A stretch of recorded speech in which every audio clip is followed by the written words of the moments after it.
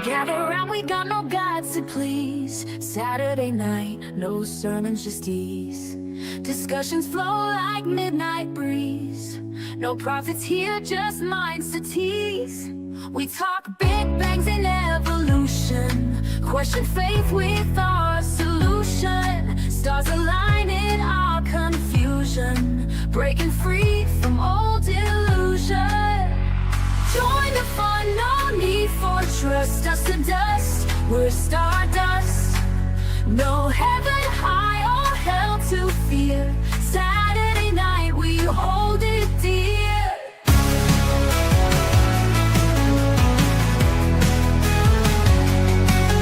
Fun and laugh at myth believers. Here we're all truth seekers. Open hearts and swift deceivers. Make your stand, no hidden levers. Raise your glass to reason's thrill. No ancient text, it's our own will. Debate till dawn, feel golden chill. Saturday night, we've got the skill. Echoes of a godless choir. Like the world, we spark the fire. Free our mindset to inspire. No holy walls to take us higher.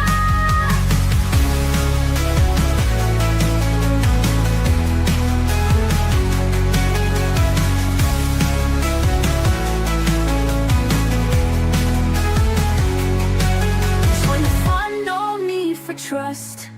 Dust to dust, we're stardust. No heaven high or hell to fear. Saturday night, we hold it dear. When fun, no need for trust. Dust to dust, we're stardust. No heaven high or hell to fear. Saturday night, we hold it dear. When fun, no need for trust. Dust to dust, we're stardust. No heaven high or hell to fear. Saturday night, we hold it dear. Fun and laugh at myth believers. Here we're all truth seekers. Yeah, we are. Hey. Dave, Hello, there needs to be everybody. a line. There needs to be a line in that song about we talk about loving toast. I saw your comment. Okay. We'll see what we can do. I don't know. I might still have it. I might be able to slip a line in there. I'll take a look and see if I can do it. Say no more, Dave. Gotta have the toast in there. Welcome everybody to Saturday Night at the Atheists, and welcome fellow atheists, all my fellow cockroaches. How's everybody doing? Crawling Yeah. along. Crawling along. I'm All right. loving it. I doubt my own existence, of course, but apart from that, Oh, yeah. I do And- that, yeah, every day. At least once a day. We got a whole bunch of people already out there joining us. Good to see everybody. And yeah, welcome Scott and Brainless and Mike and Simos. And Hello. welcome also Chris Moore and Katie and Ed from the Rabbit Atheist. Good to see you. Tilting Windmill. Good to see you as always. Hey, Whitwell. And let me see. And Martin or Martine? Is it Martin or Martine? Martin, I think. Martin. Olson? Yeah. Yeah, that's a Martin. Martin. I don't know. Martin. Maybe a Martin. I don't know. Who knows? I like to check. or is it Martin? Martin. Oh, yeah. Uh-huh. And Sydney Probably depends on Raptor. what language you speak. They speak. You know. That's true. Yeah. Because I have to remember that because it's, international these days. And it's like when I say good evening, I always say, and good morning, because, Mark Reed or Sydney or all those ones around the other side of the globe, it's morning. So, Yeah. and there's Yeah, Fred. nah. How you doing, Fred? And I got busy. I went got a bunch of lumber yesterday, and I got busy painting today. I'm putting up new trim boards, and we're gonna work on some roofing. And with the way the heat was going, it was like there's no way I was gonna go. I mean, I couldn't go outside without sweating in my eyes. So it looks like we're waiting till August to do outdoor projects, which usually August is hot, but so far August is looking nice. So It's been cool for the last few years, but I can't go outside. It's like smoking 4 cigarettes just walking outside right now because of Canada. Yep. Canada's revenge for the tariffs. They're trying to kill everybody in the northern states. I saw Chicago hit whatever their danger level is there. It was on the news. Yeah, we're at 163 right now. So I was thinking about you. yeah. Wow. Hey, Asho, how you doing? And there's Seth too. How you doing? Good to see you. Ambushed apostate. For some reason, I thought you just called somebody an asshole, but I see now that we have Asshole, a person yeah. as ho. That's whole teddy bear 64. So the problem is that it's 78 right now. When the heat quits, the smoke comes down from Canada. We get that front from Canada, right? So it's either hot or it is the skies are red with smoke. One or the other here. Hell, Sydney was all excited, waiting for the countdown to have a cool explosion graphic. It's like, I didn't really think of that. I just have that timer in my folder, and I can go in DaVinci. I can change the size. I can change the color, and everything. So I just keep using the same one. But Are you sure you're not confusing like outside with hell? oh yeah, Perhaps you've already passed away, Mike. And In Yeah, Texas, it's- there's no difference. pure red. you're in your apartment there. Yeah. And we've got, I don't know what this is, but it's a Z with an 08840. Why would God deceive us with apparent evolution? Is God a deceiver? I think so. That's the vibe I've been getting talking to folks. But we're gonna hear some science from the other side, and that's why we've got the crew here to help out. that's an oxymoron, Dave. Dave, that's an oxymoron. I'm sorry. There's no such thing as science from the other side. And for everyone's benefit, including ours, I put a little cut in this video. Normally, I don't cut videos. If I do, I tell you. And of course, link is in the description. You can always go watch it and check on us. Usually, the only thing I'll trim off is like intro stuff with a prayer or what's going on in the church types. The et ceteras. But I leave it intact. But this one, the first little chunk he kind of talks about mostly 6 days of creation. So, according to the Bible, everything was made in 6 days. So we're going to kind of skip through that real quick. Yeah, and we'll you get sent me to the meat of the video. You sent me the link, and I watched about 15 seconds, and I had to run. I had to run and use the restroom. I mean, it was just really bad. It's just like, Okay, well, we'll run the first 15 seconds again for you then. oh my god. And there's also, I'll just wait and see. I'm looking for some people to maybe show up in the chat tonight because it's that time of year for a few people. So I just made a universal birthday video. So, and if anybody else knows, it looks like there's a lot of birthdays coming up. A lot of us Virgos are popping all out of the woodwork too. Don't start on that, Dave. Oh dear. And make sure you check your horoscope. It's true, Yeah. I don't know if you knew this, guys, but I'm an arsologist. I think we all should be. Hey Jedi, how you doing? Good to see you. Ooh, hey, Lefty. Oh yeah, we've got a good one. Some pseudoscience, absolutely. And all right, so we'll just get right into it. And like I say, I'm going to skip a little bit from the beginning here for everyone's benefit, but I'm sure most of us have heard it. And if not, I will repeat it again as soon as we listen to this first little bit.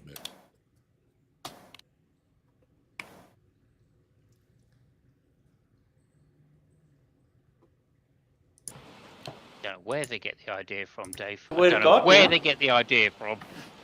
I don't know. And the theme of God's creation. God created in the beginning. Created. It's the truth of creation Yeah, versus the deception of evolution. So There you go. first. That's the Yeah, first yep. thing you've got to say.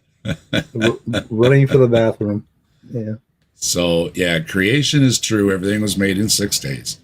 And evolution is the great deception. Yeah. Yes, deception. Ooh, we got Decepticons. I have gone to pretty much just saying, I don't know what the issue is. Evolution is just part of biology. You're just, yelling at windmills or whatever. It's just ridiculous. But they keep doing it, so we got to keep listening to what they got to say. So we're going to, like I say, we're going to skip a little bit here, and we'll get through this pretty quick. I'm going to unpack a little of that too as we go. So it's a little mix between a sermon and a lecture of sorts, but trying to just counter the falsehood of evolution with the truth of creation. And really the big question of life is, where did we come from? No, it ain't. Genesis 1. It's like, where do I get my next sandwich? That's a big question in life. Well, I'll also say this, but Mike knows exactly where this guy came from because he probably dated his mother. I did. That could be one of mine. He could be one of mine. I don't know. So yeah, we're gonna. So like I said, we'll I skip don't a little think bit so, here, Mike. and I'll get to my cut here.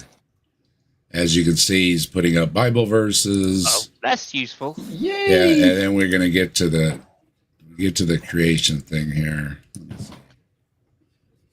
There's the cut. All right. What's the Bible verse that we got here? What was that? Oh, Bible verses. Yeah, it's in the beginnings and stuff yeah. like that. I think we're about to the cut here. God's image. You know, With Go have ahead. these assholes read the rest of the Bible, or do they just read Genesis? Yeah, maybe They are yeah. obsessed with Genesis. Oh my God. Yeah, not all of Genesis though. I believe.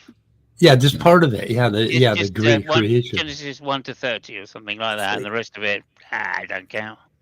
Oh my God. his special character kind of reflected ideally in us, apart from the beast. And Well, it David does in looked you, upwards yes. and What's It does that? in Son? you. Well, it does in him. Doesn't reflect it in the rest of us. It's just him. Yeah. Well, him and a cries few out of other gullible. in wonderment, he says, the heavens declare the glory of God, and the firmament, in other words, the skies. It's Now wait a minute. The firmament, in other words, the skies. See, that's not really what the Bible what the says. hell? It's like a fixed dome firmament, and Hawaiian shirt guy takes it literally. But he says it was made of ice, and that's why it's not there now. I think it's But made it's of shoot- brass. I think it's Yeah, made of it's- brass or something. Something like It's that shoot- with holes Bronze. poked in it. Yeah. So it sheweth the handiwork, or does it sheweth the handiwork? Showeth. It sheweth? Can't these Sheweth. assholes Yeah. talk? No, God likes that What? old English King James version with all Yeah. that. Where art thou's? Yeah. That's why I never made it past page 1 of the Bible. And the KJV is very hard with the language. Yeah. showeth his handiwork. It's plain to see. Yeah, And, if a guy comes to me, says, "Let me show you my handiwork," right? The last thing I want to do is watch. Yes. Excuse me. if we were to go out at night time, and if you had a good spot where there's not too much interference from human light, you see the stars, the starry heavens. Or smoke. The heavens declare the glory Yeah. of our God, don't they? David tells this they? resounding proclamation. I guess there's lots of stars, so that means there's God wants you to look at his stars. The glory, his handiwork. Although Sheweth. the Bible doesn't really care much. The Bible says, and he made the stars also. Just a side note, right? There's nothing about going, wow, look at that says, oh, good God. It's just like the sky is big and the stars are bright, deep in the heart of I'm sorry, that's a song. But the stars are very bright and it's cool to think about. And, oh, look at that one. It seems to be moving across the sky. I wonder if that's a god or something. But somebody in the audience should stand up and drop their pants and sheweth him their moon. And say, look at the handiwork, Lord's handiwork. Yeah, it always reminds me of that song, Starry, Starry Night, paint your palette grayish blue or bluish gray. Christian pickup line. Want to check out my firmament? Okay, all right. That should be the theme of the day, Christian pickup lines. Christian pickup lines. Everybody put in your best Christian pickup lines. You want me to sheweth you my handiwork and lift your shirt up? Or the Lord's handiwork, rather. You got a moon behind the firmament? Yeah. Have you seen the size of my shewiths? That even the heavens are shouting out the glory of our God, of his greatness. Yeah. I love how everything is so metaphorical, except it's all supposed to be literal. Yeah. I just wonder if he's got any medication for those voices he hears. Heavens are shouting. They're just shouting out God. Yeah. Except, they're not, obviously, because that's a metaphor. So they obviously know what a metaphor is. Well, you would think they would, maybe. But I don't know. Well, that was the marker says 7 minutes and 12 seconds. So I spared you all 7 minutes of him saying Genesis is true and how great God is. And I'm going to summarize it again for everybody. 6 days of creation. So in 6 days, God made everything, rested on the seventh. That's where he's at. Young earth creationist. I don't know. Is it a biblical literist or is it a extreme biblical literist? Or extreme, yeah. They of course, some things are not literal, but that's another video. Hello, Jasper. How you doing?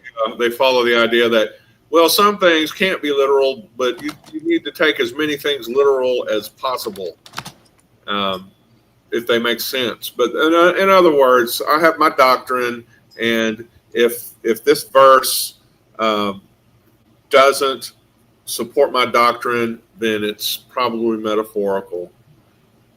And if it does support my doctrine, then it's literal. Here you go. Yeah. Nice crucifix. Want to fornicate? They get straight to the matter. That's right. Evan, how you doing? The Old Testament was written in storytelling and poetic Hebrew. To take it literally seems dubious. Well, this person does, so we're going to listen to what they have to say about it. And here, like I said, this is where I made the cut. This is where he's going to actually start mentioning the science. And in case Mike, in case we got to keep Mike awake, I didn't want to go through that 7 minutes because it can take us a while to get through 7 minutes. Right. So tonight, brass tacks. Tonight we're going to get right to the meat, so to speak, after the 7 minutes and 12 seconds. If you want to see the 7 minutes and 12 seconds, link in the description. Al's links are also in the description. My other channel, The Grassman Chronicles, is in the description. I do have the next Grassman pretty much written up. So next time I sit down with it, I should have it mostly together, and we'll put that out. Also, there's a link to help out Ember with her medical bills. If you got it like that, help out. Also, Bree, make sure you help out Bree. Bree's been doing it full time recently, so anything you want to kick debris, buy our coffee, or buy one of her great T-shirts, and the link is there also. And so is Joe, the Kentucky Atheist. Joe, I believe, is moving. So if you haven't heard from Joe, that's why. So, wow. Joe's okay. It looks like Joe's moving. So, is he moving to a real state? That would be nice, wouldn't it? I don't know how far, but okay. Yeah, that was the last I heard. But Joe's link's down there too. Joe's a great friend of the channel and everything, as well as he's got an affiliate, and that link is in the description too. And when you're down there, do all the good stuff like, share, subscribe, and you can always leave a comment when we're done. All that's much appreciated. And one more thing, if you want to join in on the Emoji Fun, on the members only streams, on access to videos before anybody else, and all the good stuff, there's also memberships on the channel now. You can hit the join button, and we've got the best emojis around. I mean, you just can't touch answers and atheism on toast. You just really can't. We've also got a lot of other great emojis, and we've got quite a few members. I saw it was like over 100 members. So appreciate all that. And yeah, if you want to join in, I don't know what the next level is, but you get to another level and you get more emojis. So that's how it works. So if you like the emojis, make sure you get everybody to join if you got it like that. If not, we understand. We appreciate everybody being here. All right. So let's get to the, I said, hey, to Ed, didn't I? Yeah. Again, hey, Ed. Ed has a great show. So good. We say hello twice. That's right. Ed does have a great show. Have a lot of laughs over there. Let me just scroll the chat again real quick. What's Evan got to say? The book of Jonah has only 8 words of actual prophecy, despite being one of the minor prophets. The entire book is a narrative. Interesting for sure. Yeah, I have a big problem with prophecies. A lot of them, people do not read them right. And I think Ed says the same thing. Well, common interpretation. If it agrees with my theology, it's literal. And if it doesn't, it's a metaphor. Yeah. And by the way, we appreciate even minor prophets, don't we? Every little helps. It does. Yeah, and the Tilting's got my link. And the Grassman, if you don't know, in Ohio, Bigfoots are Grassman. So we call it the Grassman Chronicles. We cover cryptids, ghosts, aliens, all kind of otherworldly things. And yeah, if you've got a story, if you've seen something, if you've got a bump in the night, or just an idea for something for me to cover, you can always drop me an email at allhailbigfoot@gmail.com. Or we have community posting. Drop it in the community post. Discord, I'm the same name as well. Get a hold of me. Like I say, I've done 3 or 4 Grassmans now on request, so to speak. People found something. I said, no, I haven't heard of that. And I covered it. Like the Borrego Sandman was Big Bad Mama, I believe. And it was interesting because it was just like what? You were just there like a month before or something, Mike, out there in the California desert or whatever. So it was, it kind of works out neat. It's like, oh, yeah, I was just out there. It's like, I just did a story about it. So, yeah, anything like that, we like to cover those stories too. Have a lot of fun with them. Yep.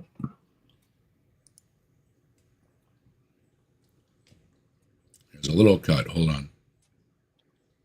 I prophesized 3 years and 5 months more of crazy from the United Modern States. astronomy revealed.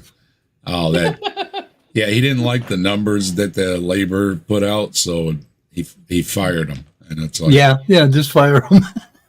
okay, I don't like your numbers. You're fired. It's like, Little Hey, kid. go at them up again. See what you get next time. yeah.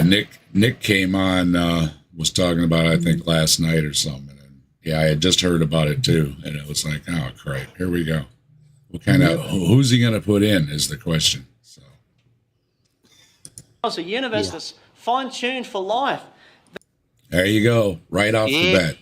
Oh, this is this one. Okay, this is this is where I landed on the thing when I clicked in. Oh my god, come on! Oh shit, do we have to do this? Okay, go ahead. That's what we brought. That's what we brought you here for, Mike. Dude, oh yeah, you just hate me. Hate me. The gravitational constant, the Earth's precise distance from the sun. What's the precise distance from the sun? It varies. Yeah, Yeah, depends. If it's well, summer give or winter. take a few million miles. So. Yeah. Yeah. They often think that it's a perfect circle, I think, because they'll say a few miles either way, and it's like, no, it takes more than a few miles. It's like millions of miles. Yeah. And Despite the fact that that was the whole point of calculus, was to work Yeah, out but what an ellipse was. but like that's also like the way it's usually represented in drawings in education, That could like all circles. Well, also, it's that the original thing was that it was all circles, perfect circles, right? Because God made everything perfect, so it must be a perfect circle. Yeah. Plus or minus 3 million miles. So there you go. be. And that was the other thing. I'm going to be on Skeptic Haven tomorrow, so you can catch me again tomorrow evening at is it 8 p.m. Eastern? Oh, with Neil. Yeah. Yep, with Neil. So we'll be hanging out there for a little while. So yeah, if you got something you want to talk about, it's a call-in show, and or if you know somebody wants to call in, have them call in, and we'll be there. And appreciate the links. Meanwhile, 300 years after Newton, back to this guy. All of these things, it's all balanced on this perfect balance. Oh, God. Oh, well. Come on. He's live, so we got to cut him some slack. Like Oh, Charlie, it's perfect. that You is a can't argue sentence that. says, I mean, like, you- I want that really says I want to say something, but I got nothing to say. Oh, you got to clip that one. We got to clip Yeah. that Yeah, one. I It's- think you know, like, Thierry. it's just the technicality of it. On a balance. No. The balance is what the thing is, right? The fulcrum is what it's balanced on, right? So, Yeah. honestly. We had to clip that one and play it in Yeah. place of all this fine tuning bullshit. All right, I'll cut it if I make. I have to make a Clip note. it. If I don't make a note, I'll forget. I know. I'm getting that way. Clip. too. What is it? Today is 8/2. I mean, With, the argument that he's got, by the way, is just to say this is Balance. it's fine tuned on the tuner. Yeah. Fine tuned. Obviously. Yeah. Yeah, but you can't argue with it, can you? It That's- balances on the balance. Balance is Yeah. on the balance. It's like, okay. It shouts out design everywhere we look. Random chance cannot account for this. Yeah, that's it. Literally can, because that is what random chance does. It accounts for shit, right? Randomly. Out of all the Zero. planets that we've found so far, we got the one, where life is happening, and oh my God, it's just so perfect here. But what about those other planets? How would you feel if you lived there? Zerovac looks like it's on Mike's channel. I think most of the chat is on the other channel. Hey, Oh, really? Okay. Oh, shit. I haven't even either checked I this can channel. see them all. So I know folks can't see, but I can see everybody. So Yeah, I'm sorry, guys. When I pair, you end up splitting the chat, and you ought to all Yeah. come over to Captive Desk and give me a watch later or something, or let me It's- run in the background. it's all So it good.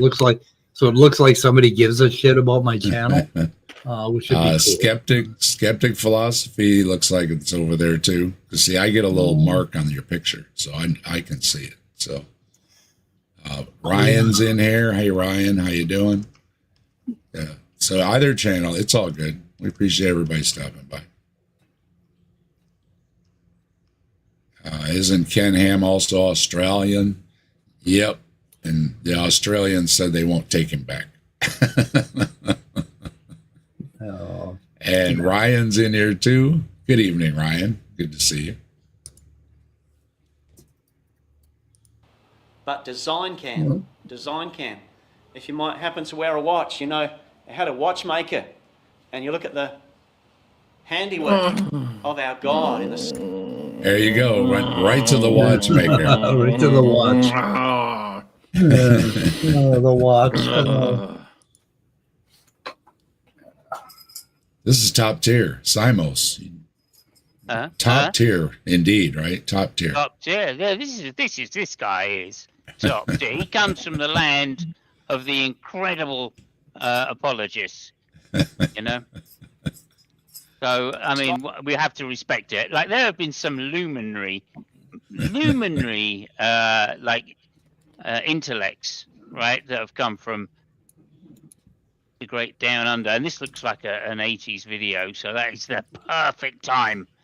I don't know when it was made, but it was just put out a couple months ago. So okay, well, he's done a good job to make it look retro, to imply that he comes from that mega intellectual period in Australian history where creationism was, the very latest tip, you know. So there we go. in the skies, let alone everything else. That shows Everything. his handiwork, doesn't it? Of his creative Does power. Consider the alternative now to All right. creation. God created. Others would say, no, God did not create. What? They would. Uh-oh. We've We drawn got a a line in problem. the sand. Others would say that. Hello, Viclit. How are you doing? Don't forget to check out Viclit for your gaming enjoyment. Trust in the flaws of evolution. A house built. What? Again, I don't know House built. this House whole. built on sand. Yeah, they don't want to be related to anything else. That's the thing. I said it before, and some I've said to Rebecca when we kind of had a little falling out, is that you just want to be told you're special. That's what it is. Yeah. You have to be told I'm special on a special planet, and it's all special just for me. It's like, okay, good for you. Dave, Yeah. everybody wants to be a top dong.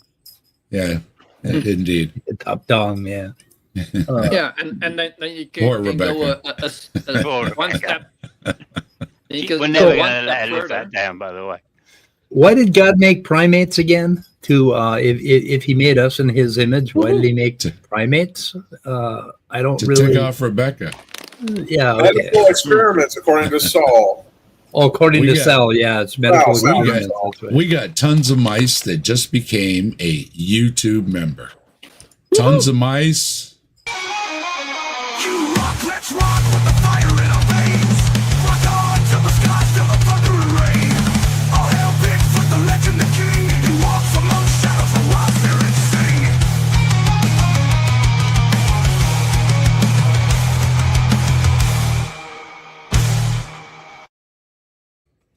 And thanks for becoming a member, Tons of Mice. You rock.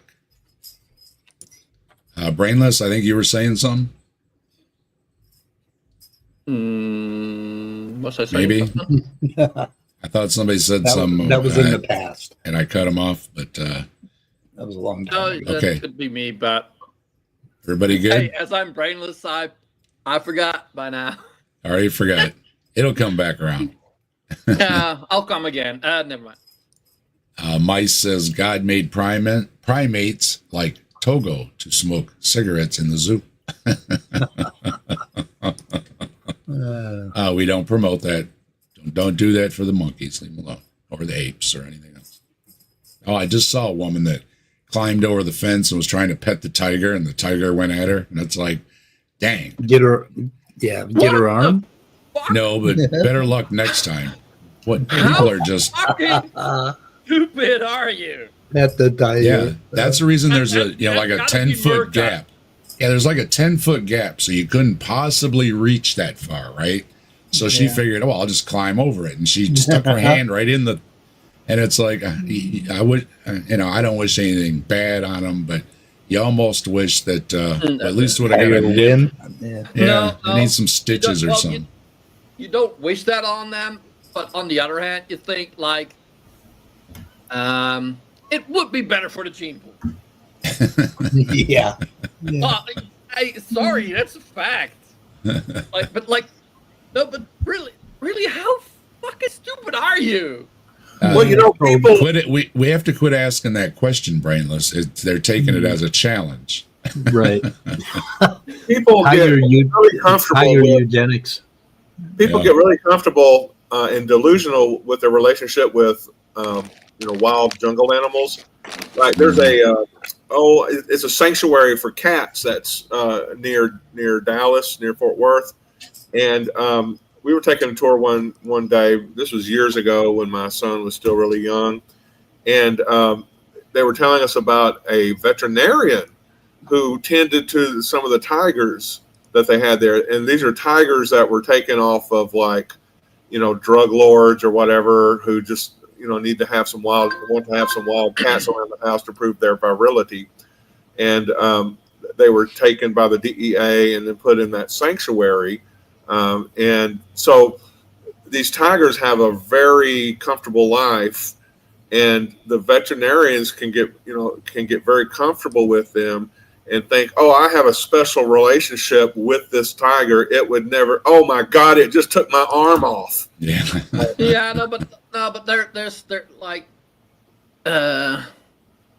if you're one-on-one with a certain animal from when it's really young, yes, then you can get that kind of connection. Yeah, except for that chimp that tore the lady's face off.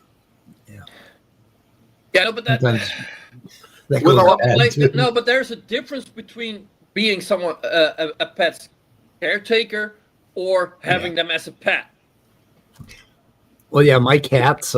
Basically, if I hadn't raised them from kittens, I'd be afraid of them. Yeah. And they still try to rip my arm off every now and then. They one of them bit my ex-wife when she was cat sitting for me, and it cost me $700 to get her hand fixed. Sorry. Like, holy shit. My apologies. Yep. On sand. Now, first to note, there are in fact two types of evolution. So you've got a column here and a column there. Now you got to cut two columns like in one piece on one piece of paper slide there, whatever. You got a column here and Over a here, column over there. here. And There's you two- gotta call them everywhere. You got two kinds of evolution. At least that All kinds of Hawaiian evolution. shirt guy's got like 7, so Yeah. he's brought it down to 2. So on the left there, you see macro evolution. That's what Darwin teaches, and the theory of Uh-oh. evolution, macro evolution. Then on the right-hand side, you have micro evolution. Micro evolution. Of course, All right. See, there's the difference, Mike. There's macro, micro, okay. and micro. There's two kinds of evolution. Times. And we got left-handed Jedi dropping the green. Jedi, thank you very much. And you know what that means. You rock, let's rock with the fire in our veins. Rock on to the sky, till the thunder and rain. All hail Bigfoot, the legend, the king. He walks among the shadows, the wild spirits sing.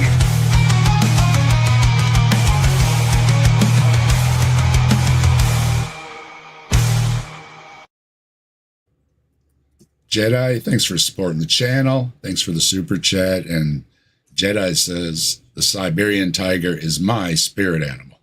Help. My spirit animal is trying to eat me. Yes. Don't mess with the tigers. They're big. They're a lot bigger than you think they are. But they are beautiful. They are, but you can see it. They've got these fantastic telephoto lenses nowadays, right? Oh, You hell can yeah. zoom in on that sucker from 10 miles away. You don't have to get up close to it. Yeah, no, well, and some zoos actually have like some enclosures with glass Yep. and instead fences, and you can see them from really up close. Yeah. Beautiful. Hey, Austin, how you doing? Austin just finished. What do we got here? Austin just finished my bio, got 95 and a 100. Good job. Cool. Fantastic. So Adam Price, atheists what's the- usually don't like Darwin as much as they think they do if they actually read Origin of the Species. Yeah. Only one chapter on survival of the fittest. He should never use that phrase, or did he use that phrase? I'm not even sure if he did. I don't I think don't know, yet. but No. also, it's not like completely his theory. He founded the basis for the theory that we have now. He did all the work. Well, no, but yeah, like- he didn't come up with the idea of it necessarily, no. He did a lot But of Yeah, work. but- It was- he did the science to make it into a proper theory. Yeah. Everybody pinned a else, lot- for everybody else, it was just a hypothesis. He pinned a lot of bugs. He pinned a lot of Including his bugs on grandfather. And we got And Oceanus in here. And we And I don't- have, hold on a second, Simon. So we got Miss Bumblebee in here as well. Good to see Hey, Bree. everybody. Hey, Brink, All right, go ahead there, Simos. thank you very much. I just want to ask Mike about what he thinks about this diagram on the screen here, and the fact Oh, that is uh, a brilliant depiction of yeah, something. I don't the know. what. evolution that includes foxes into brilliant- the canine, right? Okay, what I see Brilliant is evolution. okay. Those animal. Okay, what are those little lines toward the middle? Are those animals farting? You know, that's one kind. So he's demonstrating Oh, okay, kind there. okay. I see. So, I can only So, make it a little as bit you can bigger. see, we've got wolves, we've got poodles, we've got I don't know, take one away. Yeah, we got Alsatians, Wait, and we wait. got foxes. Yep. Okay, I'd Yeah, like but- to know. But foxes aren't canines, are they? Mike, I think- over to you, Mike. I don't know. I'd have to check. Oh, okay. The Uh, answer is no, they're not. There you go. No. Okay, Adam, but we got Adam Price saying atheists usually don't like Darwin as much as they think they do if they actually read Origin of Species. There's only one chapter on survival of the fittest. The rest read as endorsement of religion. Well, that's the thing, though. There is something to be said about Darwin not being the evil atheist that makes him out to be. But there's a lot of chapters on different things, obviously. So Yeah. I'd love for them to tell me what a cat kind is and what a dog kind is. Okay, the cat kind has whiskers, and it has pointed ears, and what else does a cat kind have that makes I it a don't cat? know, but mine had a bent whisker though on its eyebrow or whatever. It was all hanging. Oh, that it can't be a cat kind. It must be something. That must have been microevolution. I'll dog tell you also has another one it some- has there, Mike, is has a disagreeable predilection. Oh yeah. Disagreeable personality. Let's put it that way. And Adam says the political and media storms that surrounded at the time is what people really like. Well, it doesn't really matter. It was a long time No, ago. I mean, not at all. Not at all, Adam. We know- what we we like know a about lot. it is the fact that he posited natural selection as the mechanism by which the traits are passed down. Yeah, Darwin's a great footnote as you discuss and consider all the different mechanisms of evolution, and natural selection is one of them. But there's mutations and recombination and duplication and drift, I think, is one of them. So if you're a historian, maybe you want to get into Darwin in real detail, but it's not necessary. And to me, Darwin's not a hero. Darwin's not somebody I'm quote unquote behind, or I don't toot his horn, so to speak. I thought it was 1859 as well. Yeah, Yeah. left-handed Jedi, 156 years or so. A lot like- has been done since then. and I've never read any Darwin. I mean, I just, and I mean, I'm deep into this stuff, and I just don't give a shit about reading The Origin of Species. I don't care. That's one of those books that I keep meaning to get around to reading, right up there with the Odyssey or the I'd other rather one. read Stephen King. Yeah. I'll just watch Netflix. Yeah, 1859 is when it was published. I thought so. 166 years, which is still going. You know. Thank you, Long time Skeptic ago. Philosophy. Skeptic Philosophy is watching on both channels, as everybody should. That's right. You Nice. can do Oh, I that. am. Just click that other window there and just let it run. Yep. Let her run. We got to wait. Mike's next step is 1,000. He's getting right up there. 806. I got 806. Ember just had her 2,000 stream the other evening. Oh, God So damn it. You got some catching up to do there. I do. Yeah, and you know what the fun fact is? If those 2,000 subscribers all pitched in $10, Oh, yeah. her problem would be solved. Yeah. Oceana says, I've got a degree in molecular biology. Darwin was never required reading. He got a brief mention, but we aren't bootlickers as scientists. We do praise great ideas, though. Yeah, that's I mean, anybody. Well, I mean, some things obviously are always true, like some elements or whatever and stuff. But I mean, yeah, science tries to keep current, right? With new discoveries. Mike loves hearing about all this new stuff in genetics and everything. And then the creationists seem to always cite books that are from the 1800s or 1700s. And it's like, see, they thought this back then. And it's like, well, they were wrong. It's like, Yeah. catch up a little bit, right? And so, Darwin did a lot for his time. And like they said, before genetics or anything like that, just good old, traipsing around in the jungles and finding some bones and saying, huh.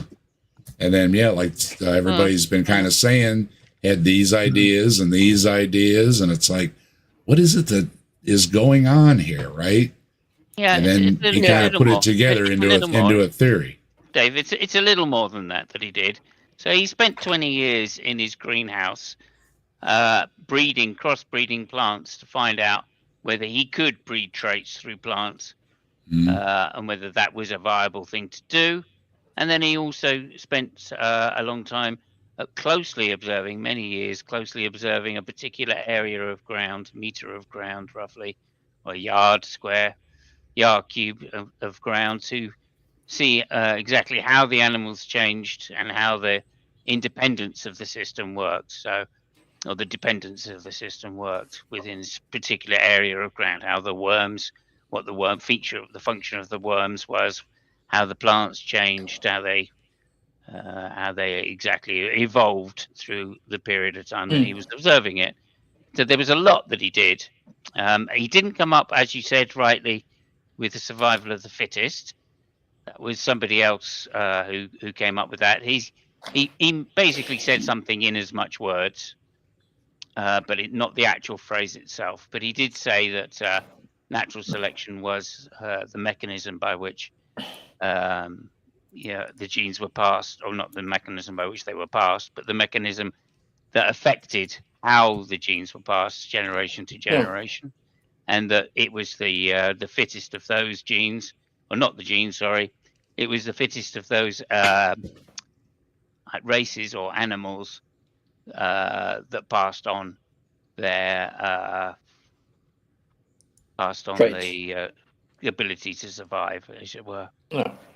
No, And these guys, they love to get you talking about mammals and, the animals you see in the zoo. They never look at plant evolution or even insect evolution. Like the beetle kind, did God create the beetle kind, just one, and we had two of them hop off the ark? There are 400,000 species of beetles. So it's like, how do they, what is a beetle kind and what is a bug kind and what is an oak tree kind? I'd like to see them explain that. That would be interesting. Yeah. And the thing also is like they keep saying like, oh yeah, but back then they thought that. So yeah, you changed your point of view, so you're wrong. Like like they think the strongest point of science is a weak point. Yeah. And there's always a mystique. Anything old has to be right. You know what I mean? You find this really old book and it says something in it. And it's like, look, this is the oldest book ever written or whatever. And you open it up and it says something and you go, aha, you know, there's the wisdom of the universe, you know? And it's like, no, it's an old book. Yeah, no, And I like, didn't know no, but- anything about the universe. but by that logic, you knew more when you were a baby as you know now. Yeah, Yeah. exactly. Yeah. And if you took Darwin and you distilled it down, it would come out to just natural selection and mutation. And that is the backbone of evolution still. I mean, he got that part right, and nothing has changed. And everything else is built upon that, basically. And But there's also two kinds of evolution. Also to say that the predictions that he made in light of not having sufficient scientific knowledge of absolutely everything, Yeah. right, were quite astounding considering they didn't even know about genes. He said that there must be a mechanism by which this could be done, right? Something heritable had to be the mechanism by which it was done. And he didn't even know about genes. Then he also said that potentially humans came from Africa based on the fact that that's where fossils were found, which most resembled that of humankind. So this is astounding considering somebody hasn't even been out of his garden for 20 years, you know, to write this down and come up with what are fairly accurate predictions. And then but like, to be but like doubted basically, this 160 years later, you know. he Hey, proved Christopher. that he proved like that there was something doing that, and later they built upon that and figured out what is doing it. Like, because he observed that something was happening. He just didn't know what the mechanism was that did it. Yeah. That's right, yeah. But he said there must be a mechanism, right? Yeah. Highlight my comment, Dave. Just a couple up. Yeah, survival of what best fits the environment. Fits the environment Fits, at the time. Right. Yeah. That's a real meaning of the whole thing. And from there, you know, the discussion deepens. So anyway. Yeah, it's not Yes. the survival of the physically fittest. There's It's Dave what Murphy fits. with excuse me. I just can't hit it, sorry. Oh, what's this jerk going to say next? Anyway, Something Let's stupid. see. Are we taking considering- bets? Is that a prediction? A prophecy? A It's a prophecy? prophecy. He's gonna say something Uh-oh. stupid. Well, what I like about it is that he's got an example of a kind which doesn't fit evolution. So something's going to have to change here. I mean, he's going to have to go one or the other. And I'm on the edge of my seat as to which one it's going to be. We see microevolution all the time, as Yeah. pictured here of the dogs that are bred, and you've got multiple breeds of dogs of all kinds. Ultimately, they can. Dog? Now wait a minute. Are they kinds or breeds? Well, like foxes. No. Mm. They're Fine. breads. He said breads. They're breads of dogs. You got microevolution all the time. You know, foxes are micro-evolved from wolves, obviously. That's the And prediction. The thing is, you have all the same mechanisms. It's evolution. It's just a matter of generations when you get on a macro Yeah. scale. Same Yeah. mechanisms, though. Exactly. Austin says this. He's just admitted to evolution. Yeah. Which is what I love. Like, and I never, personally speaking, when I talk to people, Christians, about this, the first thing I just say, yeah, but you do agree that microevolution happens, don't you? And once they've agreed that, I go, okay, debate's done. Thank you very much. Mhm. And they go, oh, no, but I'm not saying. Yeah, I'm not saying that macroevolution happens. And I'm going, well, I don't care because evolution is evolution. You just admitted to it, so Yeah, no, we're but no, done. but like, what do they think? Like, if you have macro evolution over a long period of time, what do they expect that happens from that? Yeah, that's true. Evan points out there are reptiles that are called legless lizards, which literally look between right in between lizards and snakes. They're kind of freaky. Well, yeah, and the lungfish, right? Show me a fish that can live out of water, right? They're lungfish. They live almost all their life out of water. Well, Oh, that reminds me of another Christian chat up line, actually. uh-oh. Hi, babe. Uh-oh. Do you want to do some microevolution? There you go. Oh, that's a good one. So we got a fish here in Minnesota called a bowfin, and if you catch it, and it's a junk fish, so a lot of people take them and throw them in the woods across the road from the lake, and next morning they've crawled back in with their fins, using them almost like legs. So it's pretty cool, and they can breathe out of water. And bullheads, they can breathe for like 2 days out of water. Wow. Yeah. I took one once, and I basically, if you get them in the spring, they taste like chicken. But if you get them in the summer, they're junk fish. But anyway, I cut one's head off, and I left the head laying on a chopping block, and then went and made dinner with the fish. Came out the next day, and the whiskers were still moving on that head. And I'm like, what the hell? That's creepy. That was freaky. I thought you were going to say, and it was still live streaming. Yeah, it's still live streaming. Right. Okay. Austin says there are fish that can climb trees.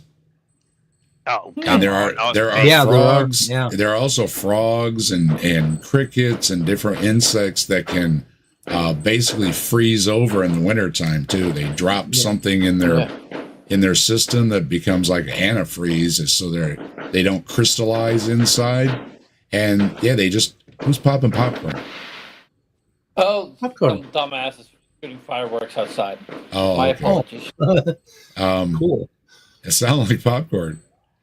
So the ones that survived the cold, had these little micro evolution going on, and it spread and spread. Now I got sirens, so I'm gonna have a Loki in a minute. But the micro to the macro, the short of it is, it's the argument of you can't take a step and that will ever add up to a mile. And it's like, yes, you can. You just got to keep taking another step. Dave getting a new roof. Yeah, I'm going to work on it. My other son messaged me too and said, I'm doing this and that. Such. You let me know what. And it's like, yeah. I'll be calling in favors.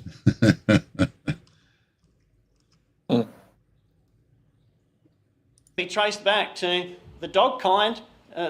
Basically, it's all been made by man's breeding these multiple types of dogs. Yep, we know that.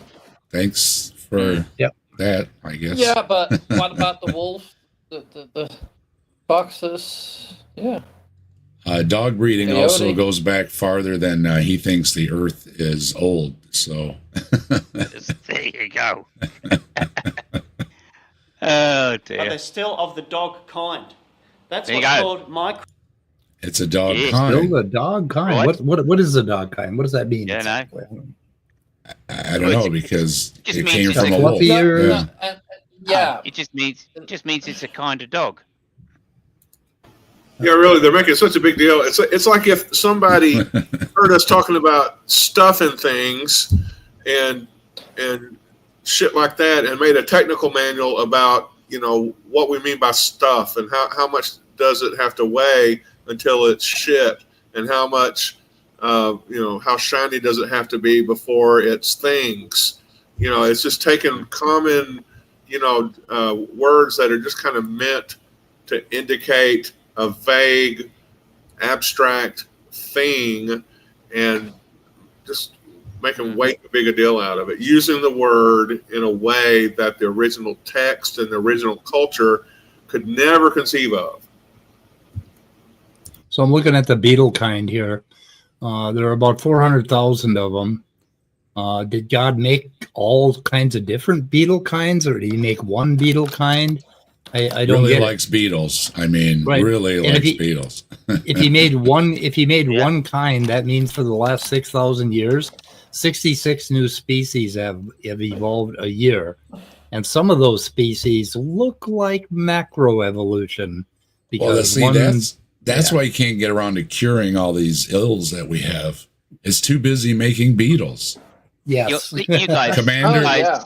Commander's guys- in the chat. Commander, we're putting you on this. you guys- There has to be a conspiracy of God making beetles and not you helping guys, people out.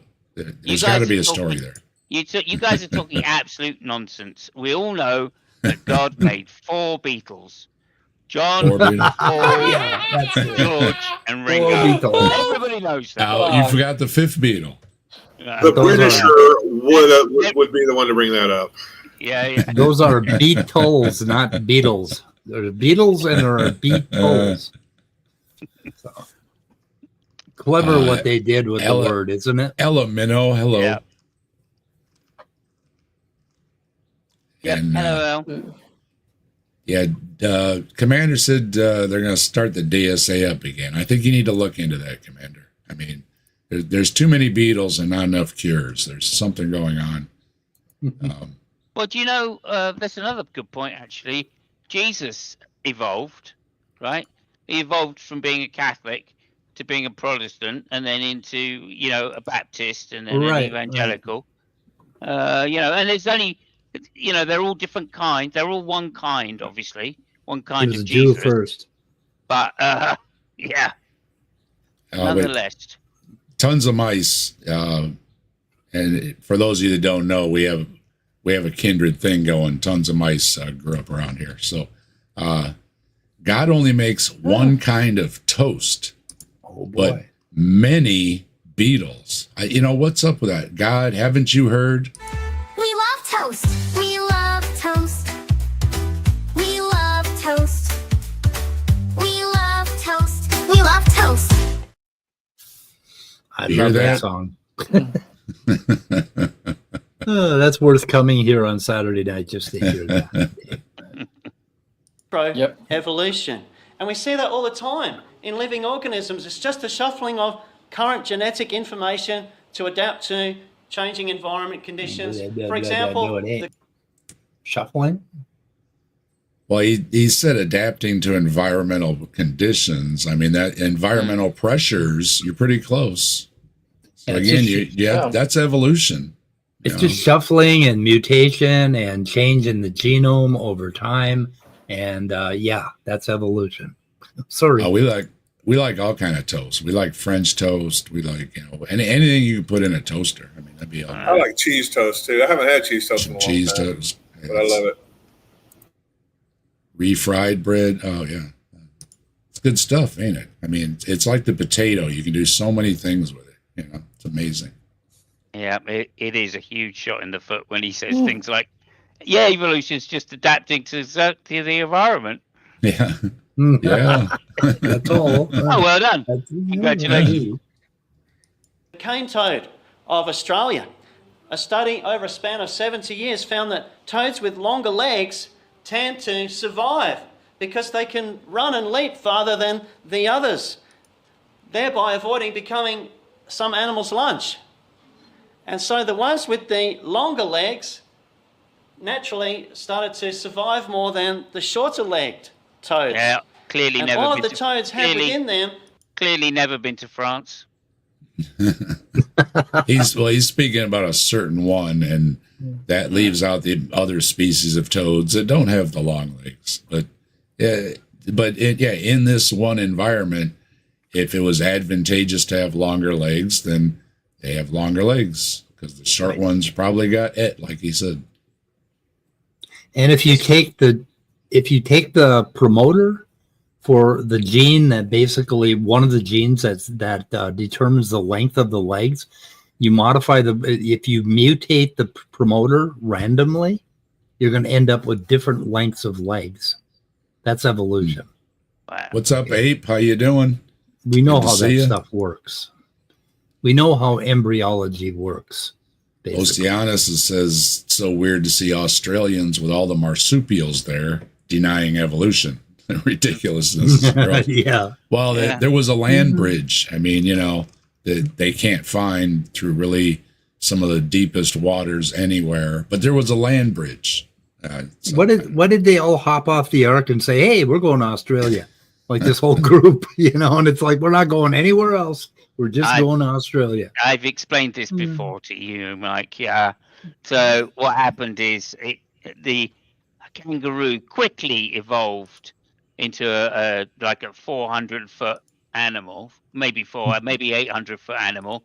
All of the other marsupials jumped into its pouch, and then it jumped across the gap, and then I get it. evolved back down to its current size. does that make Right. it a marsupial kind? Yeah, Yeah, marsupial. absolutely. Yeah, absolutely. All came from one pouch, Everything that was right? in there, everything is a marsupial because they all had to get into the pouch to get to They're all Australia. in one pouch. There you go. Hi, Tori. How you doing? Good to see you. And Geo Sam, good to see you. I came for the atheism, but stayed for the toast. Well, Geo Sam, just for you. We love toast. We love toast. We love toast. We love toast. We love toast. And you too, Tori. We do love our toast. Yeah. I'm gonna have to work on a line of toast, I guess. Yeah, for sure. All right.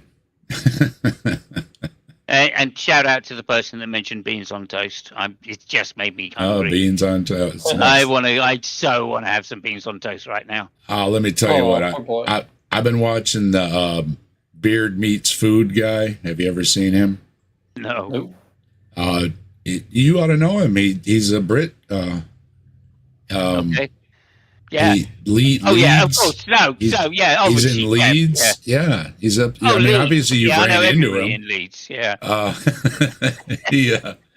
No, he's one of the Eaton guys, and Fair enough. he travels around to all different places, all over England, some other European countries, and he's over in the States a lot.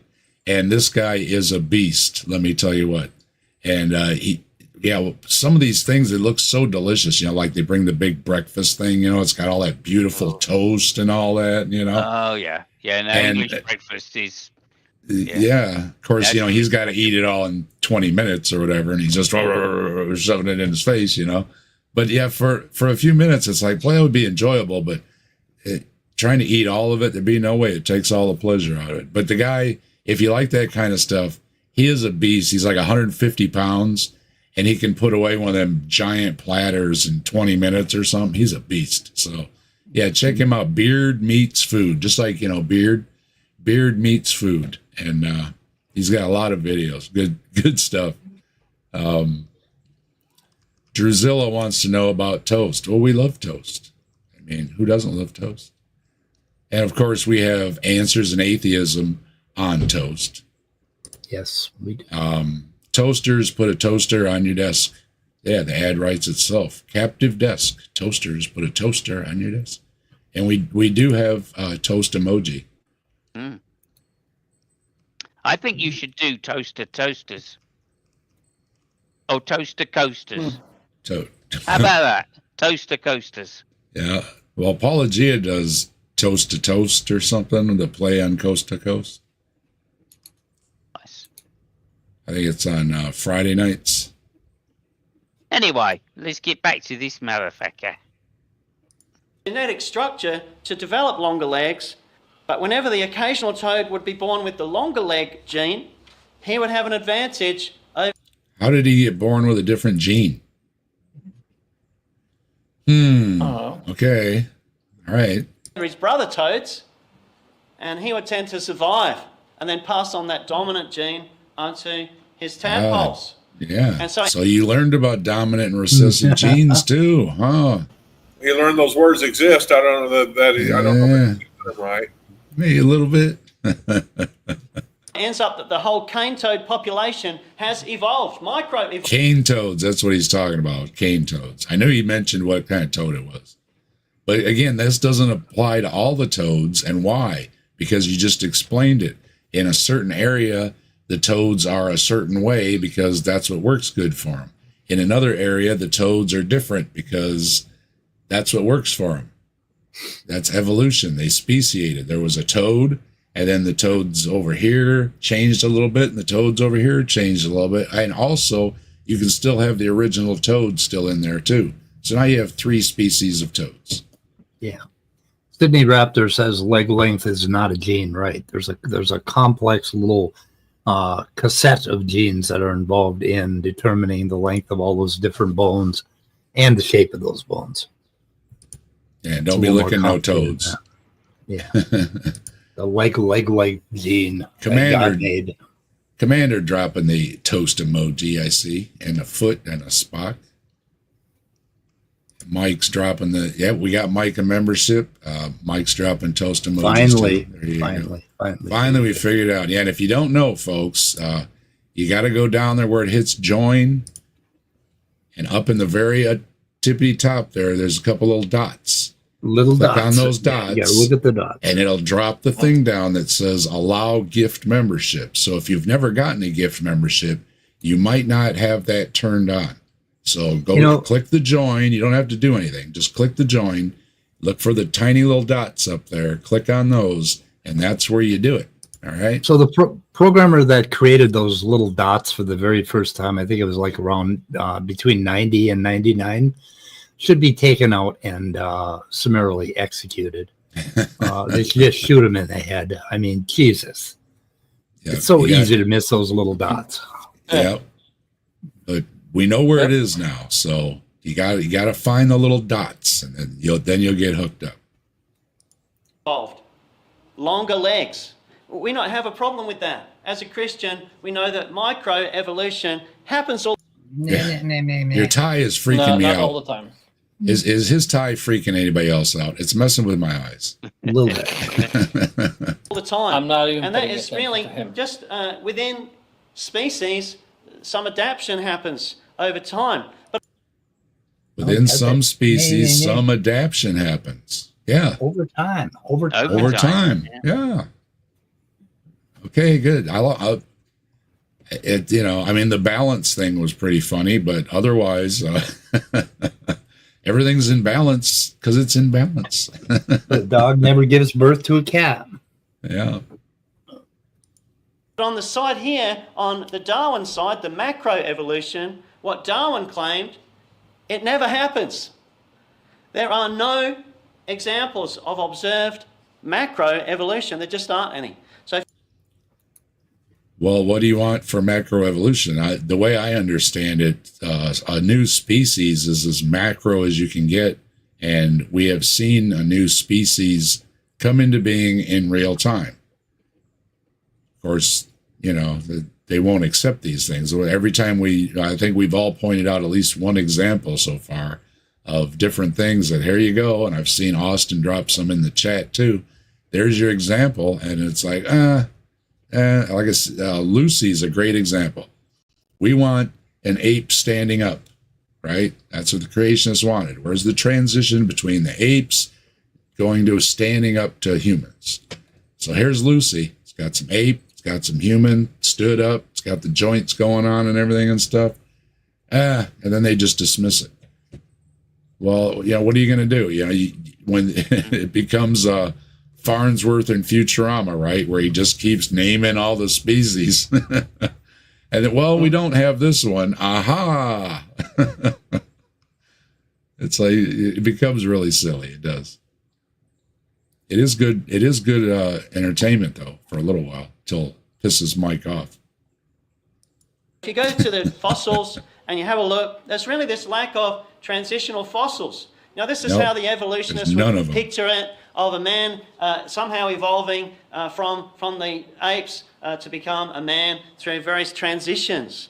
And evolution supposes that life transitions from simple organisms to complex forms over. Well, see, now you jumped all over the place. We'll go right back to this little people picture here.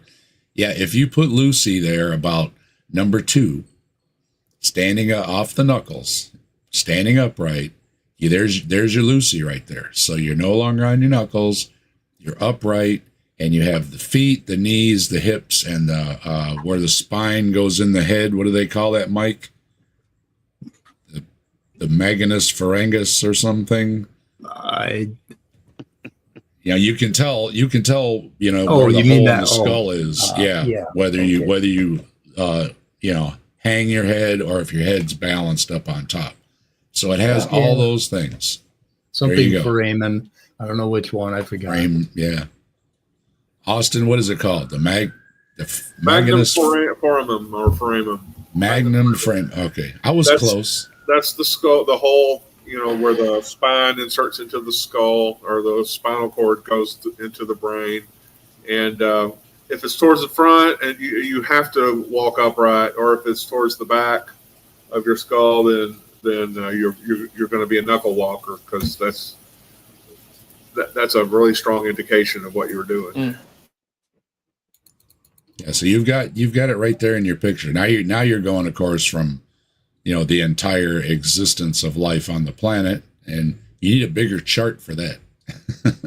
Yeah, and this kind of walk of progress chart has most biologists or primatologists or whomever think that's a bullshit diagram anyway. It was popular in magazines, back in the 70s or whatever. But Time Life had a series of science books and featured this walk of progress, but it's much more complicated, and that's just not a valid depiction of the process anyway, given the extreme number of primates and hominid and hominin species that we know about from the distant past.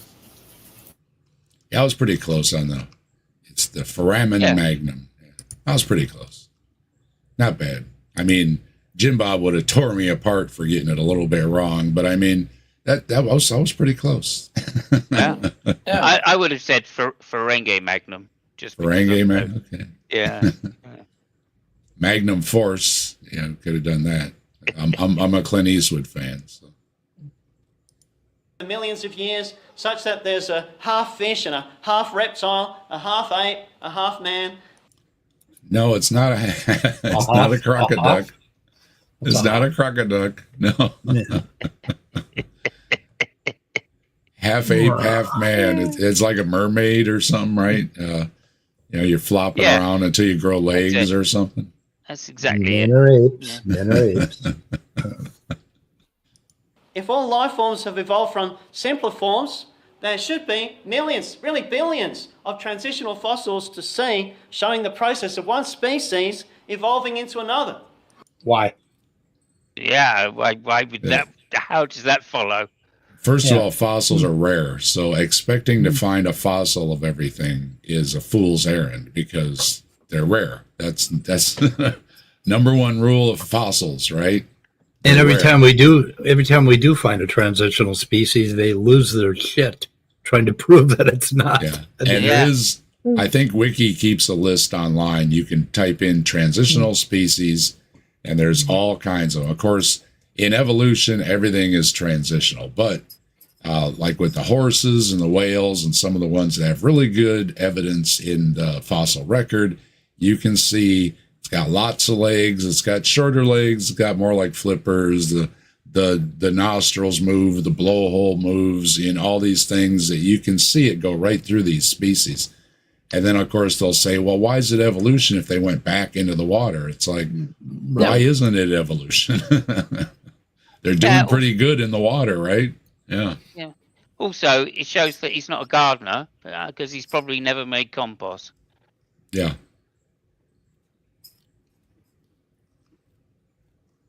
Rules of acquisition. Yeah. Rules of acquisition. Yeah, there it is. An anterior foramen indicates upright walking. A posterior one is more quadrupedal or knuckle walk. This makes, That's what I say. You can see these things move through the skulls and through the skeletons, and then they'll just find something about, well, there was a 60 Minutes episode where they were grinding on the fossil. So they changed it. And it's like, first of all, no, fossils get squished. A lot of times they get squished. And second, they've found 300 or 400 species of them. So picking on the one, which is what they like to do, the one Lucy specimen, leaves out hundreds of others. So, and different ages and everything else. Because Hovind likes to say the different body styles and bone structures are just because they're 900 years old. And it's like, no, that's not it either. It's a good story, but that's not it either. But paleontologists that have unearthed billions of fossils have yet to find one missing link. Missing link. They remain missing. There's none of these in the middle. They find the humans and they find the apes, but there's nothing in the middle. When does an ape become a human? What do you mean there's nothing in the middle? That's just dumbfounds me. I mean, I guess he's, Well, even if you fix this picture, and you made them, well, we did get taller, and some of the features and stuff like that. I mean, there you have it. I mean, again, what more do you want? You have the knuckle walker, you have the upright walker, you have a change in height and body, structures and everything and stuff to be a better walker, a better runner, to a more modern human, along this line. Of course, it's a silly picture, but if you fix it up, you have it right there in front of you. That's what you have. And I don't know. I don't know what else you want. We've got all these skeletons. Bill Ludlow used to do the talks with all the skulls, and even little kids could line them up, right? You could tell, oh yeah, well, obviously these skulls went to this skull here. And almost all of them got it, if not exactly right, maybe one off or something. It's not that hard to figure out when it's all lined up in front of you. But of course, he's going to use a silly picture instead, and that's a problem in itself. What do we find when we look at the fossil record? We find distinct kinds fully formed. In fact, someone has made the point. Of course, that's another bad argument. Fully formed. Yes. I mean, what's not fully formed? I mean, do they want to find skeletons with no legs? It makes no sense. Of course you're fully formed. You're a functioning organism. You're fully formed as that functioning organism. It doesn't mean anything, right? It doesn't mean anything. To become a fossil, you have to become fully formed first. Sorry. Well, I love this next bit. This next bit is great. Okay. You look at this picture here. All right. He's saying that how is it even possible that the female evolved at the same pace as the males? Oh yeah. How is that Oh no! They're doing that. He's doing that. I think so. Yeah, It's incredible. Like, I mean, I don't know. Well, if there was this kind of evolution of the species, what's even more is they not only had to have, as pictured here, just all males. Of course, they had to have the female counterpart. So they would have had to have a female to accompany each of those different stages over time, developing exactly simultaneously the same genetic advancements along with the male. So how can you have gray hair and have lived to be this stupid? I mean, this is, oh my God. It's brilliant. It's brilliant. This always reminds me of the Richard Dawkins. It's the dumbest question I've ever was asked, or something like that is the title. And this guy said, how do we exist for millions of years if we couldn't go, pardon my language, whatever he said, to the bathroom? And Dawkins looked at him like, what do you mean? And he says, well, if we didn't have, like a bladder and the plumbing and everything, right, we had to wait. How did we go to the bathroom for millions of years? And it's like, oh, you slept through every science class, didn't you? And of course, the answer is, of course, there were males and females because evolution works over a population. How he thinks there's just two people has got to be some Bible thing, because no, there's plenty of boys and girls to get busy in the forest and make more of whatever. It's not an issue. The thing is he's implying that the previous picture is what scientists think, that there were no females. Oh yeah. Right. So and obviously, you know, like, so he just basically doesn't understand, therefore, that females give birth, not males. He's saying, look, they have to have females. Well, yeah, of course they fucking have to have females. Well, let me tell you about the birds and the bees honestly, and the flowers and the trees. just the mind-numbing stupidity of what this guy's just said is unbelievable. And I bet there are It's people. got to be, yeah. I bet there are people in the church going, I can't wait to get home and have a fuck now, because something's females and evolution. I bet, you know, they're all sitting in church going, now, oh, it's making Yeah, it has to be an Adam and Eve mentality, Ed. You know, the one species, and you know, you just have one of each, and then it evolved into one of each. Unbelievable. Oh yeah, I'm sorry, mice. Birds aren't real. Yeah, they're cameras or some nonsense. I got a picture there. What do you think this is? A cat kind or the dog kind? Question. Does it is have that a a cat? butthole? Cat kind or a dog kind? Anybody? Yeah. Neither. If it's a cat kind, it'll definitely have a butthole. Yeah. And They it'll show like you its butt. It'll show you its butthole if it's a cat. Yeah, exactly. Yeah. So this is a Miracid. This is the common ancestor of cats and dogs. Yeah. And we have found the fossil. It's not a cat or a dog, but Not a cat or it a gave dog, but look birth at to cats and dogs It's a little kitty like and it's a little doggy like. So over generations, I should say. yeah. Well, there are other artistic depictions of it that show it more. It looks a little more cat-like because they kind of came out of the trees. That's I've seen it depicted in a tree. Yeah. Yeah. I bring this up when they say, you know, dogs are always dogs or something, and cats are always cats. And it's like, no, dogs and cats have a common ancestor. And it's also with the raccoons and the bears and that us. whole line of carnivores, right? Yeah. Yeah, the common ancestor that we have with the chimp did not look like a chimp. Yeah. Looked like something else. See, we're learning all kind of stuff here. You can't get this information just anywhere, folks. Nope. We have this awesome top-tier panel brought together so that you can know these things, along with lots of great folks in the chat, like Austin helping us out, Tilting Windmill dropping the links, and we got Ed, we got the Skeptic, we got all these things going on to make sure that you are well informed here at Saturday Night at the Atheist, while we're just, you know, kicking around and laughing. Yeah, and remember, ladies, if you want some microevolution, just give me a call. Can help you out. It's even more ridiculous that there's no such thing in the record. Need to go to a museum. That Yeah, there would have to be the counterpart You need to get better records. Your taste in music is appalling. of the male and female of all those species, and the kind of missing link species, such to end up with humans as of today. If evolution were true, which it is. Which it is. Which it it is. is. Absolutely He said clearly is. not. Yeah, he did say he is. Yeah. It's absolutely clearly not, because you've never been to a museum. And if you've been to a natural history museum, you can see these things for yourself. And if you're just going to deny it all, that's fine. But you can see these things for yourself. So, we got we the people of toast. You know, I just can't resist. We love toast. We love toast.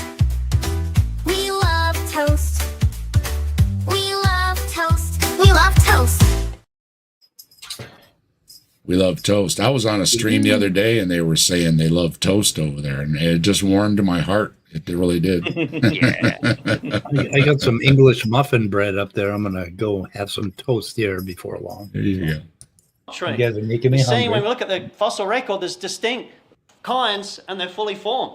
And this is Yes. exactly what the Bible says. It's the biblical model. You see, No, it's Fully nonsense. formed. Fully formed. Of course, it's fully formed. And the male and the female are both fully formed at the same time. Oh Yeah, God, how with- did with that their- happen? No. How'd the nubs get there, Mike? How What did about the get nubs? there? Yeah, oh, but yeah, I tell you, I know a fully formed female.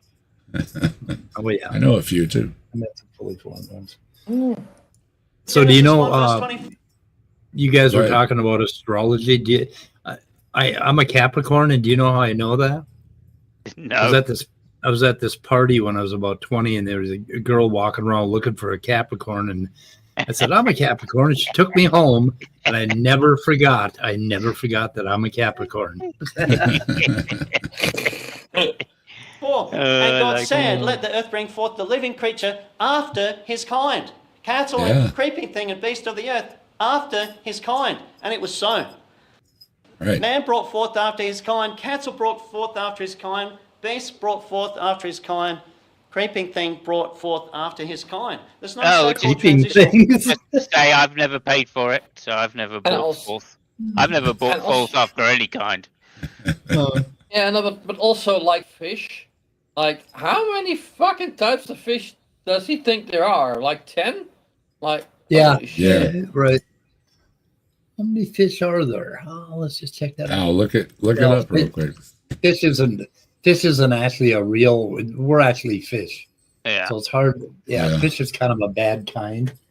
Oh, but maybe it'll tell me how many fish are Yeah, there. no, fish but species? like, yeah, like they probably think, like, if you ask in the Bible, like, yeah, a dolphin and a shark are the same kind, and just like Well, any other.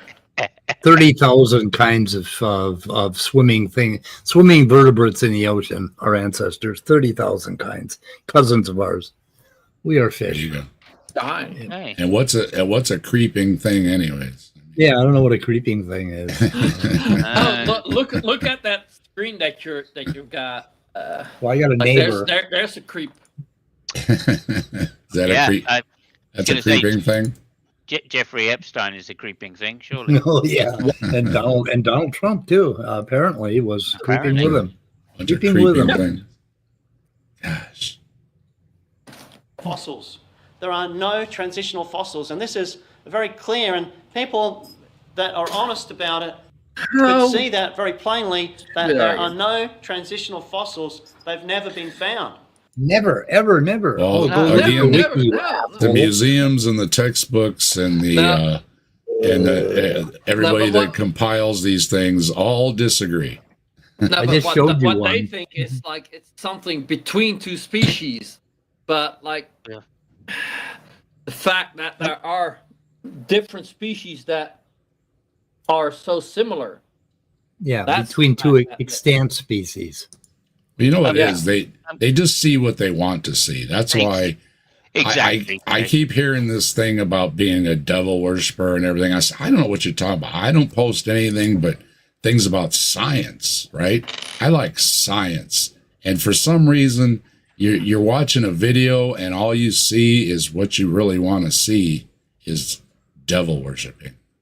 Have they found a you do find a transitional sudden burst of- fossil Speaking of, between the devil and God? There Oh, you there go. we go. Ah, yeah, there you I go. guess Who it's birthed Jesus, that, but right? Never Yeah. found the fossil though, did we? I don't think he existed. Never found the fossil. Imagine I'd birthing say he's saying there's birthing something with horns. He's saying there's no transitional fossils. You think his grandfather's still alive? Yeah. No. There's a fossil. We could go dig them up. Yeah. Diverse life forms in the fossil record, they call it the Cambrian explosion.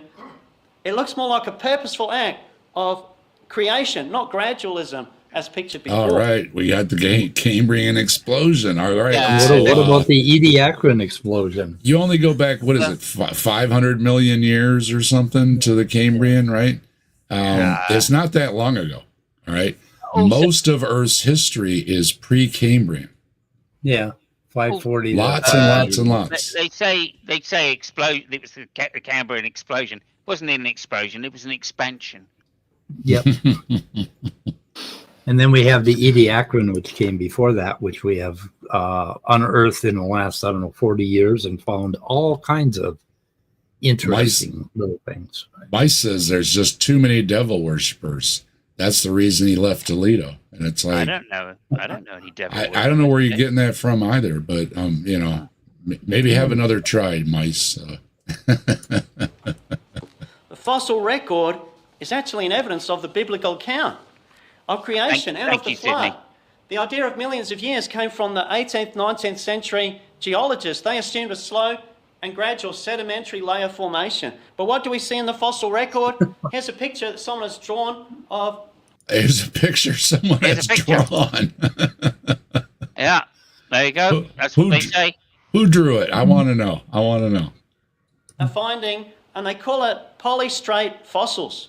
Oh, we need to make it a little bigger so we can see. There we All go. these straight fossils. Yeah. Oh, okay. The trees and the thing. Yeah. Okay. Well, first of all, that only happens in certain places, and we know that it happens in those certain places because they're either volcanic or they're bog environments.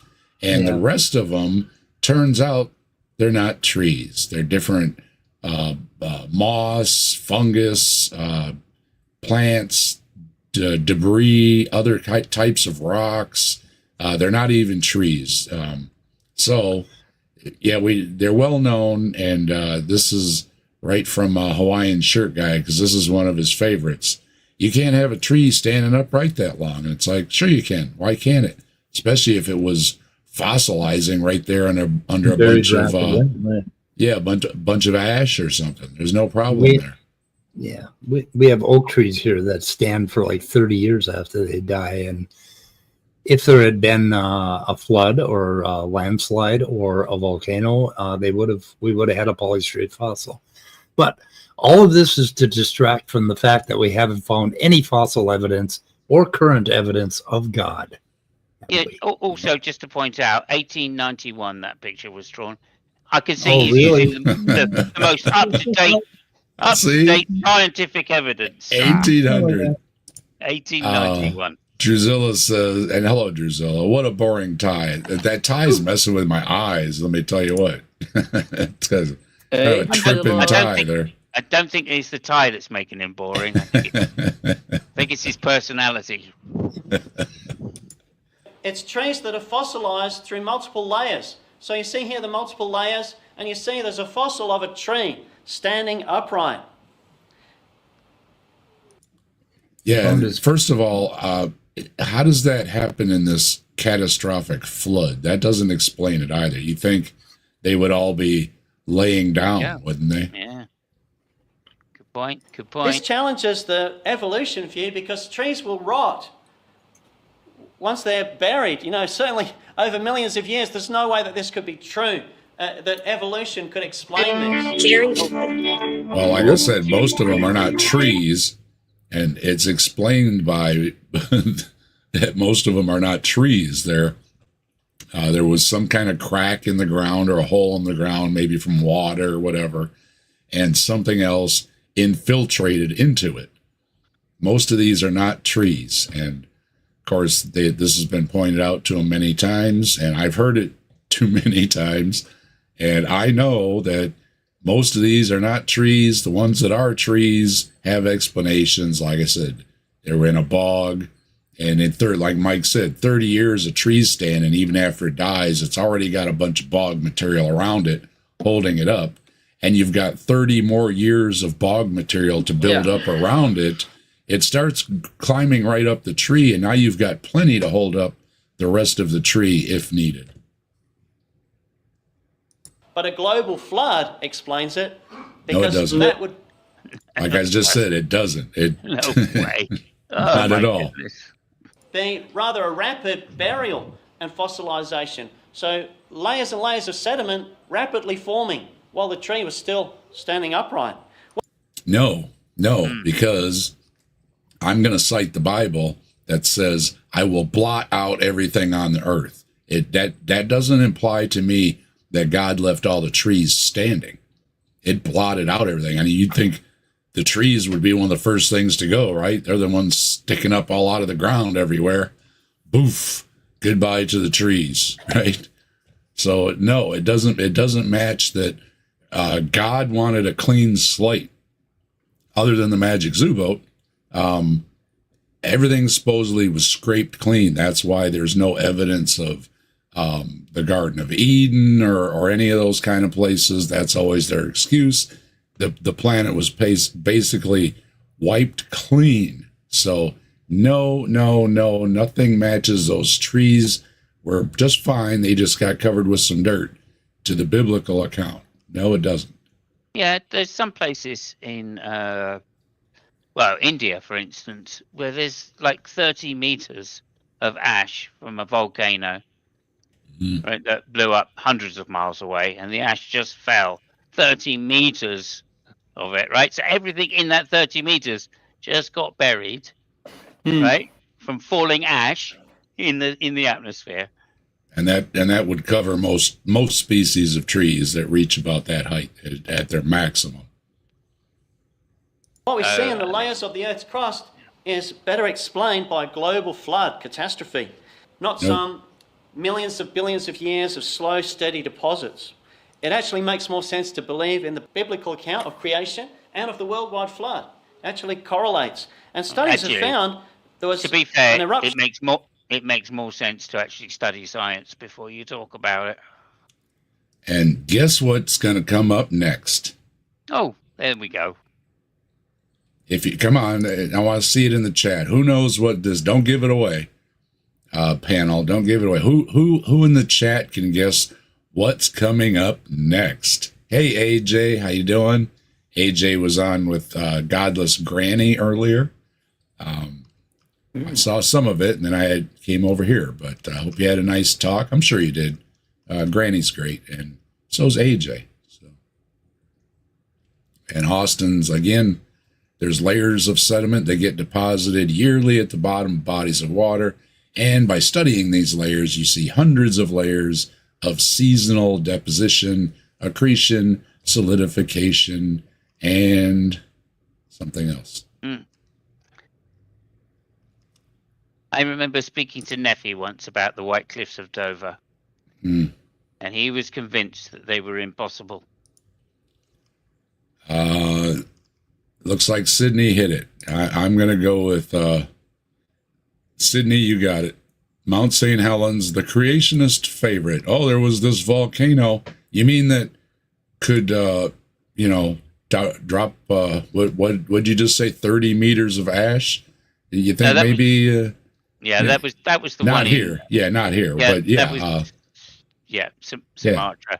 What could possibly hold a tree up, right? Mount St. Helens wasn't a normal volcanic explosion anyway, because most of it was like a, what do they call it, a mudslide?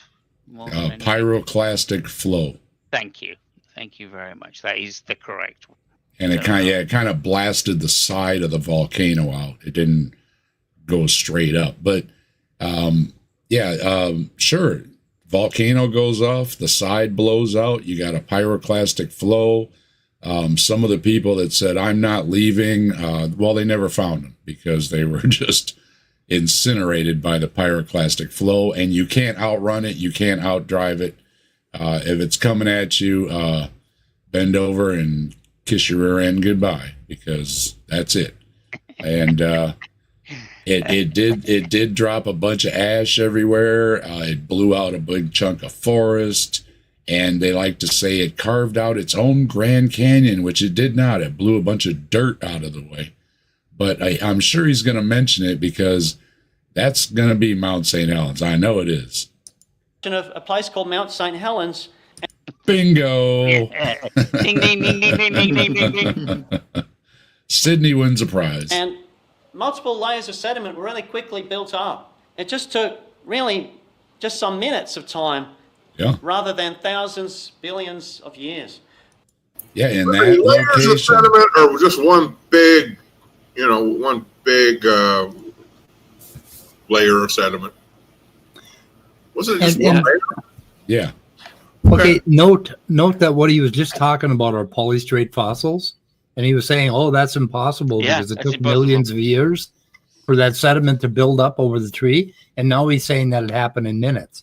So he's contradicting himself within 5 minutes. I Yep. mean, what the hell? But like that, at least he's similar to his book, you know, also contradicting itself. Christopher says the prophecy's been fulfilled. Atheist 1. Jesus, folks, 0. Jesus Humper 0. And the misrepresentation of radiometric dating. Well, of course, if you're going to mention Mount St. Helens, you have to mention Steve Austin, who is famous with the creationists for getting rocks from Mount St. Helens with all kind of crazy ages and seeing, see, the dating methods don't work. But of course, he didn't take the samples correctly. He submitted them incorrectly. And of course, you get all kind of wild numbers that don't make any sense. Yeah, didn't they lie about what age they thought it was? So they used the wrong kind methods. of dating? Yes, indeed. Austin is dishonest, very dishonest. And if you cite, well, if you go to almost any creationist that cites these incorrect dating things, it almost always goes back to either Steve Austin or he works with a couple other people in that little group. And they intentionally, it's bad sampling, bad testing, bad information. They don't give the proper information of where it came from and all that kind of stuff. And then, of course, they get ridiculous numbers from their test results. And then they say, aha, see, science is wrong. And it's like, no, when they sample everybody else's stuff, it's just fine. It's only yours, Austin. You know, what's the common denominator? Steve Austin. And it's a crying shame he's got that name, too, because I'm a Bionic Man fan, right? And, you know, that was Steve Austin to me, right? So, I know. yeah, see, Mice knows. Yeah, see, the $6 million fraud. Oh man, we watched that show religiously. Hello, Dane. How you doing? Yeah. Yeah, the Bionic Man and the Incredible Hulk. I think they were on like Friday nights or something. And a buddy of mine, we sat down with our popping chips, and lots of times he stayed overnight just so we could watch our shows. Yeah, good times. Good times. I was such a big fan of it. I used to cover one eye to watch it. Yeah, but you can see a lot better out of that one, right? Oh man, I could see everything. Oh, Farrah Fawcett Majors. Oh, hello. I still have my Steve Austin action figure. It's in a little rough shape. It's not mint or anything, but I still have it. So There was also the professional wrestler, Cold Stone Steve Austin. Yeah, Yep. Stone Cold Steve Austin. Although that wasn't his real name. I'm proud of you for admitting it, Dave. are you? Yeah, I am. I got my GI Joes. I have proud of you. Oh, with the gripping hand, Dave. No, my brother had one though. Oh, wow. I do have one in pieces that I think it might be my brother's. I have 3 Joes intact. A little bit of hair missing, maybe. My brother's came apart. I think that was the Kung Fu grip. And you know what I miss though is the 6-wheel off-road vehicle that Joe drove around in. I don't know what happened to that. Man, I wish I had that. That's worth some. And All I have is a bucket of decapitated Barbies. Wow. I actually put a load of like fireworks or bangers, as we call them, inside the GI Joe, and then and then That'll do it.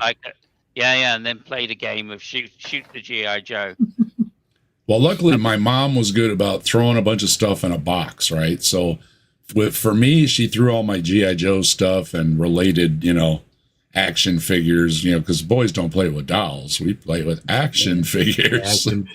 So, and then my brother had a box with a bunch of Star Wars stuff in it because he was a little younger than me. So he was more of the Star Wars age. So he had all the ships and all the little figures. So there was a box of Star Wars stuff. And because my brother passed away, I got the box of Star Wars stuff too. So I've got that somewhere.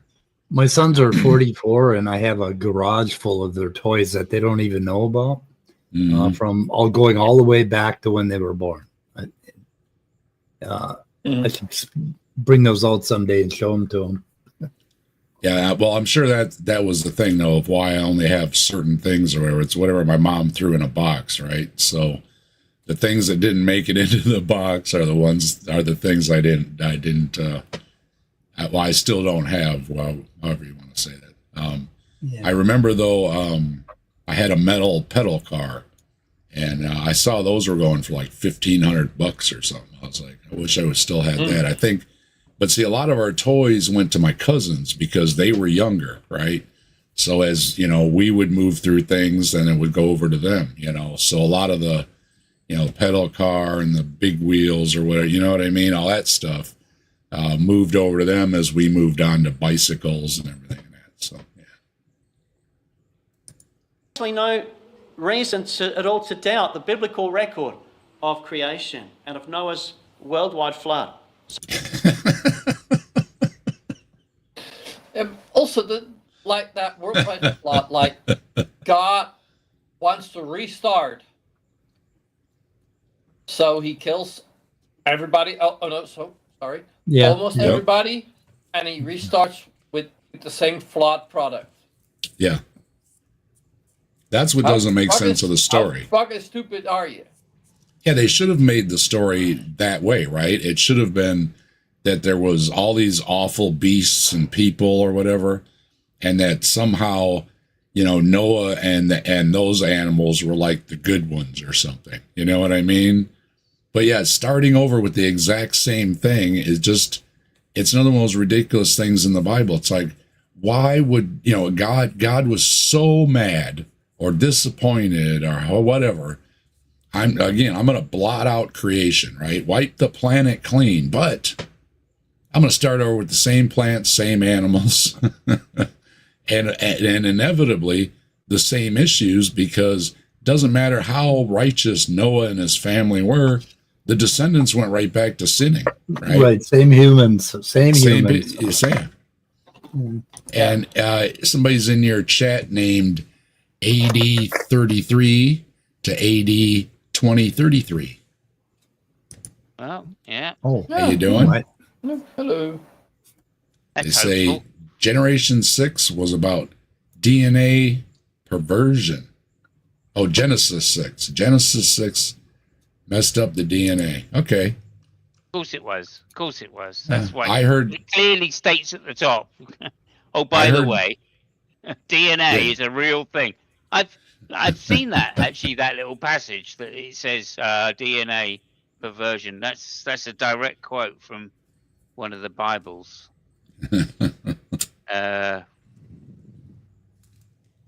So I wonder how you spell DNA in Hebrew. Well, that's what as far as I know, the corruption of the humans was done by the angels, wasn't it? I mean, the angels couldn't control themselves, so they had to come down here. Because I guess and fuck all the women. Yeah, I guess you know, heaven doesn't have any good, you know, carnal pleasure. Any pleasures at all, by the sound of it. Doesn't have any good pussy. You gotta come down here, right? Yeah. So then why would you want to go to heaven when you die? Like, if they don't have, because the angels are coming down here, right? What the fuck you doing? Well, what the fuck you doing there? Like they say, what happens on Earth stays on Earth. No good-looking women up there. There it is. It's like that back room, right? God can't see what's going on in the back room back there. So, yeah. Rembrandt, hello. The authors of Genesis knew nothing about DNA or anything else. Yeah. Oh, Yeah, I wonder how you spell deoxyribonucleic acid in Hebrew. Well, you can probably look that up. Thank you very much. Thank you very much, Rabid Atheist. Thank you, Ed. See you later. Have a good one. Ed's going to go do his show. You have a good show, Ed. We'll talk to you later. And make sure you go check out the Rabid Atheist. Not right now. But I guess you can. You can pop open another window. It's not an issue, right? Just leave this one going. And yeah, make sure you check out the Rabid Atheist, though. If you don't know, Ed's a former preacher, pastor, or whatever you want to call it. So he's got an interesting perspective on being a very much believer to a very much not believer. I'm going to miss a few minutes of this riveting discussion in a little while, so just to let you know. I'll bail and be back probably. Okay. So let's think about evolution. If we could just sort of have a look and see why we please, would just for understand fucking once, think about evolution. Yes, think about how the man and the woman popped up at the same time. Please. Just think about it. Ape's bouncing it around, sharing the love. Appreciate it, Ape. Now you've got me thinking about those human-shaped targets, that you see sometimes that pop up and you're supposed to shoot them. Yeah. There's Adam popping up. There's Eve popping up. Whoa, they're going to have babies. Oh, they're going to go extinct. The woman didn't pop up. Oh my God, that would be a great shooting range if you had like creationists and real scientists, and they popped up, and you had to decide whether to shoot them or Don't not. shoot them. Yeah. Like Men in Black. I'd love that. I love that shooting range. That'd be great. evolution is a false idea. Consider the complexity of life. Let's imagine that you're going hiking. You're walking through the woods. It's a very secluded area. And as you're walking down this pathway, you see these 3 sticks on the ground. And they're formed like an arrow. And you see this as something unusual as you get up close to it. These 3 sticks. What goes through your mind? How did those sticks get there? How did they appear like that? It would appear that some intelligent being arranged the sticks in exactly that pattern with some specific purpose in mind. Yeah, not much is going through his mind. That Not doesn't- much is that going doesn't through his follow mind. either. That just Well, doesn't follow. It will I mean, follow in a minute. I He's think- going to add more, though. So Of then course he it is. starts to follow. But in the Yeah. Oh, wait. meantime, I think they could have just fallen from a fucking tree. That's what I was thinking originally. I said, well, Yeah, wait a just minute. some You sticks fell. Yeah. You see 3 sticks on the ground, and they're pointy, and then you see another 3 sticks, and he thinks all the sticks came from a mind, basically, from a design. Even yeah, he does, And of course, we know who put the sticks in the forest. because he was thinks it was God made Bigfoot. the trees, right? So, No, it was that Bigfoot. was me. That was me. If That a was tree you, falls in the old forest and no one's around to hear it, Bigfoot did it. Yeah. I was And going to Bigfoot say, heard if sticks fall in the forest, which way do they point? Which way? Well, I don't know. It's a mystery, isn't it? Oh. So they got to point in some direction. Every which. The intention of an intelligent being is to send a message which has meaning and possibly value to an observer. Yeah. And skeptics got it right there. Jesus made Bigfoot place those sticks. See? It's easily explained. Yeah, I mean, why an arrow? Why couldn't you have just written "go that way, you dumb fuck"? In Hebrew. Going the wrong way. Turn around. In sticks, of course. That's like the guy picks up his phone. He goes, hello. And they said, honey, what are you doing? He says, I'm driving home on the highway. And she says, be careful. There's some idiot going the wrong way on the highway. And he says, some idiot. Everybody's going the wrong way.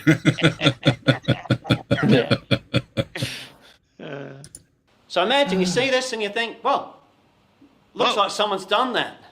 Then Yeah. imagine walking along further with your friend down the road in the pathway through the woods, and a little later you come across a similar arrangement with now Yeah. 4 sticks. 4 sticks. four Four And then a sticks. little further. And they're another pointing you back the other way you've just come from. And you think, what kind of fucking idiots leaving these messages? And Where the Bigfoot's hell is he watching and going with laughing as you go around in circles. That would be funny. arrangement of 5 sticks. And later Five? you find, Five. and it goes on, maybe 100 sticks. 100? And this kind of arrow. Oh, now you got me. I mean, 100 sticks. That's got to be something now. That must have taken some time. I've never seen 100 sticks before. Nope. Yeah, I mean, I've seen some pretty big forests, but I've never seen 100 sticks. Hey, Austin, how you doing? Hey, what's Oh, up, y'all? Dean. Oh, Hey, fantastic. good- Thank Good goodness job you're on the here, grades Austin. there. Yeah. Thank Thanks. goodness you're here. Stone Cold Austin Sims. Hey, what's up, y'all? Yeah, I wanted to join. I guess technically my semester is over, so I have some time off. So why not immediately take some of that time off and put it into talking with you guys? So here I am. Just And bang your head. the conversation's already moved on a bit, but I want to bring up a point related to what y'all were talking about a little earlier. Talking about how, you know, he needs to put some thinking into his own model and how, you know, the probability of Adam and Eve evolving at the same time, you know, male and female. My point would be actually that he's kind of onto something there, but if he applied it to his own model, he would see what you really need to ask is how an entire freaking population evolves at the same time, because that's what you would need for this group of living things that are only interfertile with each other to not get mutated by inbreeding. Like, how in the heck has the human race been restarted from a bottleneck of 2 people in one instance and like 7 people in another instance over 6,000 years? Like, that's the real issue there. Hey, You know, it's so sad that there's not a field of science that describes evolution of populations. Right. Isn't that so sad? Right, yeah. I was gonna say, Simos, you never saw Keith Moon? I never saw Keith Moon. No. I was going to say, we in the evolutionary community would know that the actual answer is that entire populations is what evolves, not individuals. So you wouldn't need to worry about male and female. But male and female did evolve at some point. I think there's some pretty good theories about that in the field of reproductive biology. That's the theory of Nub.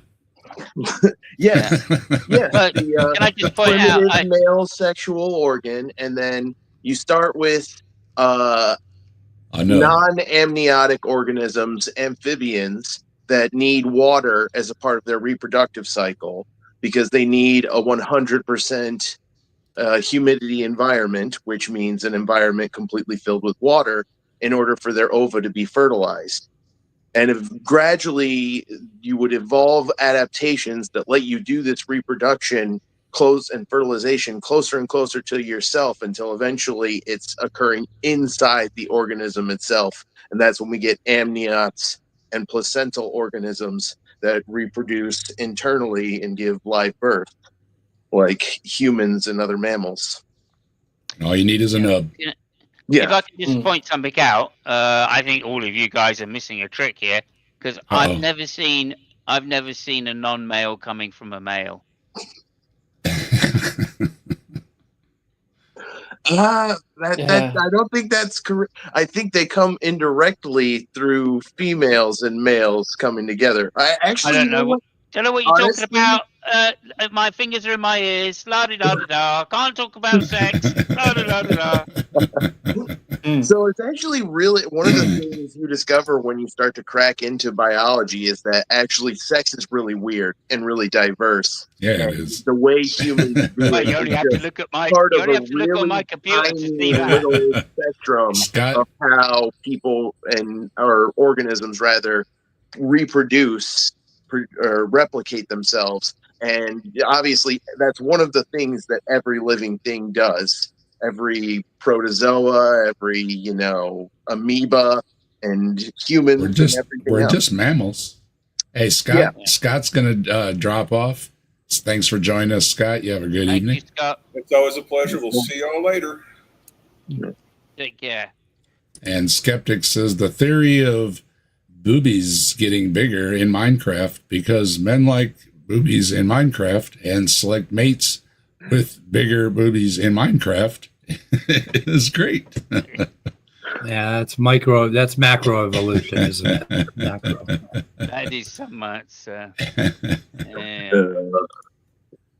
Yeah, no, We sexual we will selection see is Scott soon, I'm sure. evolution. That's definitely true. That joke has some element of truth to it, in that sexual selection is massive. That was one of the things Darwin himself Thank you very much, contributed Austin. to evolutionary science. I think Because he liked big butts and he could not lie. Oh, the most we were talking earlier about how some people in the chat said you could strike Darwin's name from biology books and it wouldn't change anything. And I actually don't agree with that. I think Darwin did give us some important things, and sexual selection was one of them. Oh, it's more the matter of, it's been a long time since. So Right. yeah, you can say, oh yeah, Darwin, and then now you've got volumes written since Darwin even brought it up. Yeah. Tons of mice says And my he did third have- wife's nubs were massive. And Darwin did have 10 kids, so clearly his sexual selection was quite massive. Oh man. Let's see what happens this time, honey. You know what's wild? It's wild that he Hey, had 10 A kids. new pickup line. There you go. It's wild that he had 10 kids, because famously he kept meticulous notes. He was very scientific as a person, unsurprisingly, since he cracked one of the biggest theories in science. But he kept meticulous science notes, and one of his books was of his lab experiments, and the only non-scientific note in it was a pros and cons table on whether or not to get married. And I just find that to be a really interesting little fact of history, scientific history there, that Darwin contemplated that in one of his scientific notebooks. Obviously, he thought it was one of the most important decisions of his life for him to break his little personal code of only putting scientific things in his scientific notebooks. And I can see why it's a big decision, but whether or not to get married. Sure. It's actually a Well, deception, Austin. We're covering the deception, not the decision. Oh. Yeah, but funnily enough, though, Try that. was one of the cons. It's my second cousin. Oh, yeah. Yeah, I think that did actually make it onto the list. He talked a Oh, little really? bit about I thought. He talked about how thought- there would be some stigma because they were related. Yeah. Yeah. Not to Oh, mention, okay. not to mention the webbed fingers and all. But Yeah, I was going to say. I mean, yeah. there's someone that came up with the theory of evolution. Designation. And every time you come to see these new sets of sticks, your friend denies that More no sticks. intelligent being could possibly have left this trail. I mean, neither of you have So seen it it. is a trail. You're presupposing it is a trail. We're And if getting there's all the 100 wrong If there's information. 100 here, too. sticks, how do we know which direction to go? I mean, they must be pointing in all sorts of directions at that point. I know. It's like pickup sticks. Remember that Yeah. game? But I I tried to make this point. He thinks that all sticks that fall in the forest are from an intelligent creator, right? Because he Yep. thinks God created the trees. Of So course. all sticks, basically, no matter which way they're pointing or how pointed they are all from an intelligent designer. That's a Yeah. fair point, Mike. And two, maybe my point, maybe I'm over critically thinking this here, but I think his whole diagram is crap, because all he's got is a picture of the sticks we're questioning, and we're missing vital details. What does it Yep. look like immediately around the stick? Are there Right. hundreds of other sticks laying Other on the sticks. ground Yeah. in random Oh, but configurations? Yeah, there- probably there are, and that's a perfectly natural phenomenon. Are the sticks at the top that are making it? Has someone bent them and twisted them into that shape? Well, that is more of a clue that this is intelligently created Well, he's- arrow Yeah. of sticks. he'll get there. Don't you worry. Hello, Ember. Well, I'm Good- waiting good for to see I'm you. I'm waiting. Yeah, and if you- I'm waiting for him to say that the 3 sticks that are in an arrow shape are pointing to a watch. Yeah. Yeah. No, he wants you yeah, to- right. He wants you to look at the sticks. And if you did find a bunch of shit, It's all right. That's his phone going again. An intelligent being anywhere around. But what do you do? Do you laugh at the foolishness of your friend? Or do you cry for him because he's so lost from his senses for some reason? 3 sticks. No, you smoke another blunt with him. Clearly. Say, dude, you were wrong about the sticks. Dude, let's Not a sit big deal. down. chill out. We're in the fucking forest, man. Throw them all in a pile, put a Mushrooms. match in there. You got a nice little campfire. There you go. You're all set. What about 3 billion sticks? There all it lined is. up and organised. That's DNA. Oh, It's 3 billion sticks. 3 billion Clearly sticks. Evidence of the sign. There must it was- be a God. if it was 3 billion sticks, I'd be worried about the wolves building houses. It'll huff and it'll puff and it'll blow that motherfucker down. Yeah. Yeah, so there's where he's leading, is that if a bunch of sticks are in the forest and somebody, let's just give it that somebody put the sticks there, so you had your Hansel and Gretel story to find your way out of the forest. That goes to then DNA is a bunch of sticks, and it proves God. Yeah, That's where he went that quick in one sentence. Yeah. Sticks, a lot of sticks. DNA is a lot of sticks. A lot of sticks, Therefore, all pointing God. in one direction. All pointing in one direction. Famously.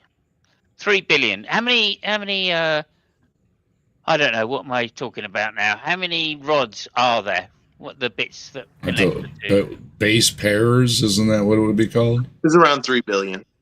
It is it? Okay. Yeah. Well, there we go. He's done his research then. Fair enough. Hey, you got a number right. Yeah. All 3.2. right. Right. So there you go. Sticks. Lots of sticks. Interesting that he calls them See, sticks, but DNA is much more complicated than 3 sticks on the ground. well, And Yeah. here's another More ordered it's pattern. more that I complicated love. than 3 billion sticks. So Yeah. let's Oh, not there go you go. there. There you go, brainless. Yep. See, you got your circles. Perfect circles. Yep. Quit putting Yeah, the circles on there. They're not circles. Yeah. That one And, fractures my brain a little bit. But, On that which note, one? I'm off to bed because it's getting really late, and yeah. Okay, brainless. You have a good evening. Yeah, you guys have fun making fun of this dumbass. Yeah. you, Brandon. For a little bit longer. So Yeah. Austin, which one, the sticks or the circles? The sticks. I'm still. Yeah, I thought it was going But to it's be. not Let's talk sticks. about the sticks a bit more. So I understand that from our perspective, it's harder to understand nucleotide monomer that's governed by physiochemical forces of hydrophilic and hydrophobic side chains and the quantum structure of proteins as they're folding and assembling. Like, I get that's tough, okay? But like saying that that God is necessary for that is a little confusing. I don't see how God is necessary for chemistry to work the way that it does and for physics to work the way that it does. I think that's just kind of a property of how the universe is, because there wouldn't be a universe if it didn't work that way. That's something kind of called the anthropic principle. But There you go. it's like, what is the impact of accepting that an arrow made by sticks is an intelligent? Is this like the whole model here is talking about sticks, or is it just a weird way to subversively push theocracy? And I know the answer is that it's just a weird way to subversively push theocracy, but I can't help but steelman them and try to actually question their stuff. And this is one issue that comes up a lot with me. If I'm going to treat his method the way he treats the evolutionary method, if he can't tell me what kind of species of tree that stick came from, well, what the fuck? He doesn't know anything. There's no reason to listen to him at all, because that's the same way he treats evolution. Oh, you don't Yeah. know where a porcupine you don't know what its common ancestor with a cat is? Pfft. This evolutionary It's a model is porcupine bullcrap. kind. It's a Right, porcupine kind.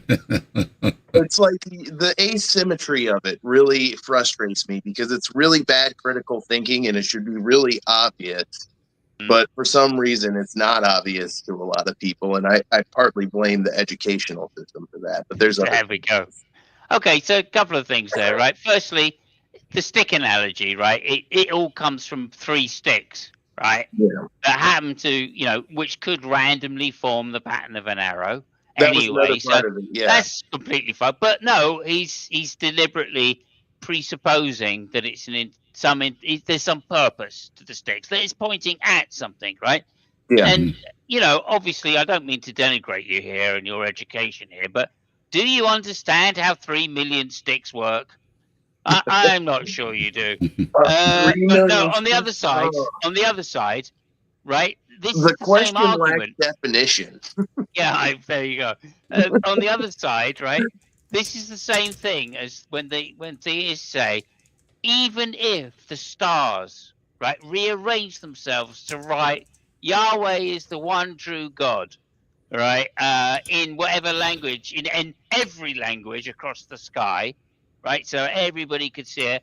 Because you're an atheist, you still wouldn't believe it, right? So this is the kind of I don't know. This is the kind of logic which they're trying to other you atheists from the congregation that he's talking to. Yeah.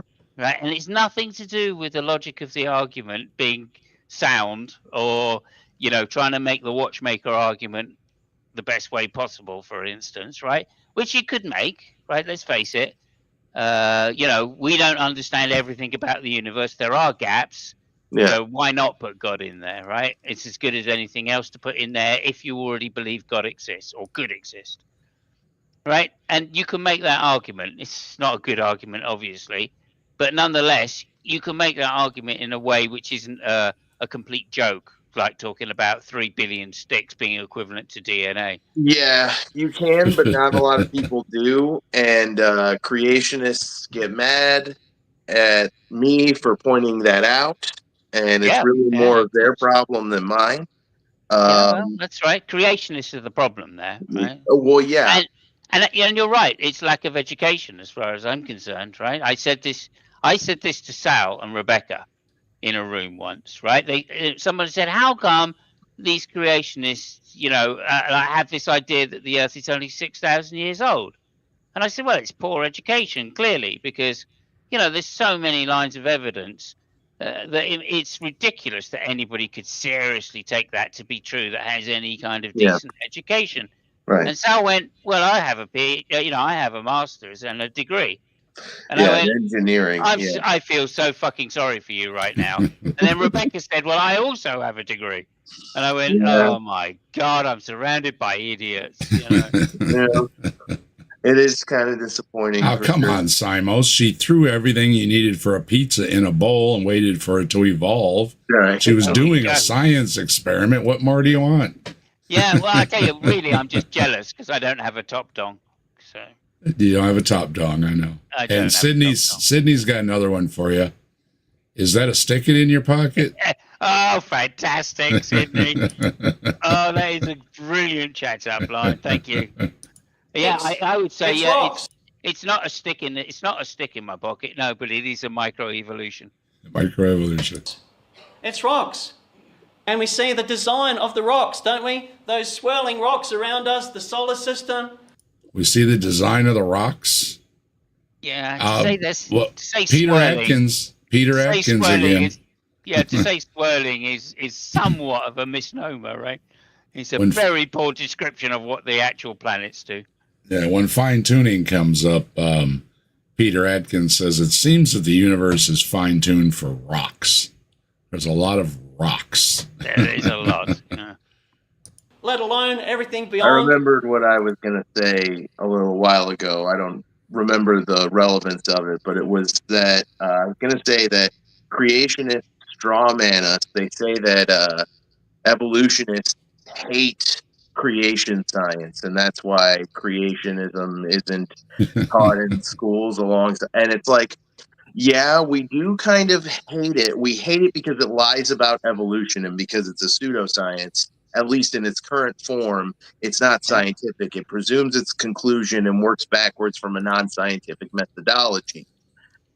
In reality, I think they're projecting. I think actually it's the creationists that hate evolution, and they hate it because it took away one of their favorite gaps to shove God into. Yeah. And I think it's one of their favorite gaps specifically because the stories are so wrathful, because they talk about, when God gets angry and he decides to start unaliving entire planets because he's had it with us being naughty little children.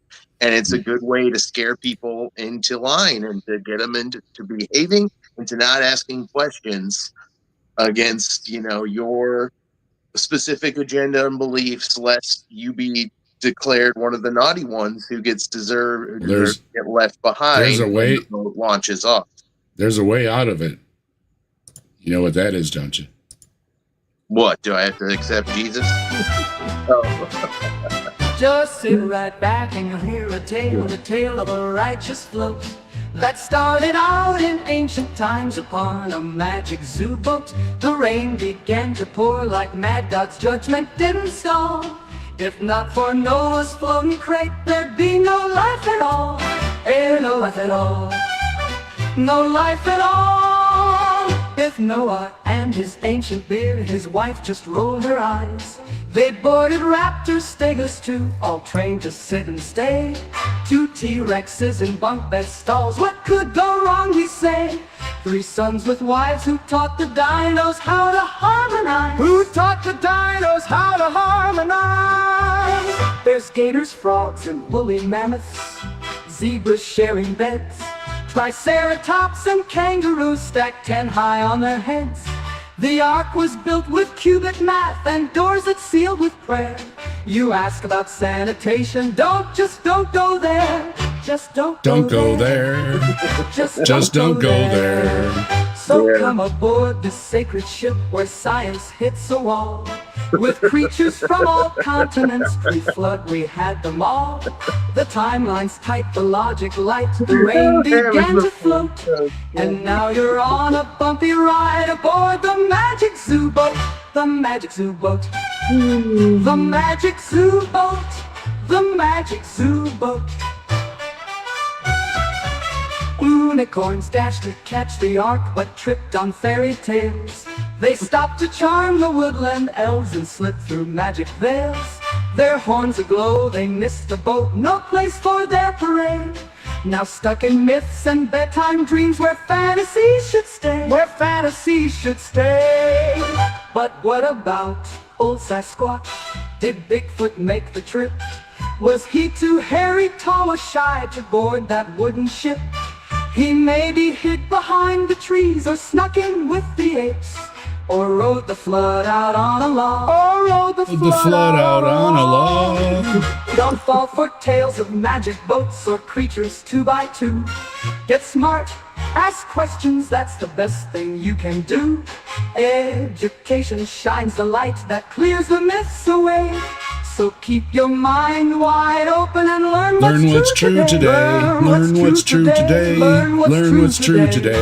Hey, with Skipper Noah at the wheel and Wife Supreme with nerves of steel. 3 sons with zeros sailing flair. Their wives who brought salon gray hair. 2 rhinos juggling on the deck and Bigfoot hiding near the wreck. Here on the magic zoo boat. Here on the magic zoo boat. Here on the magic zoo boat.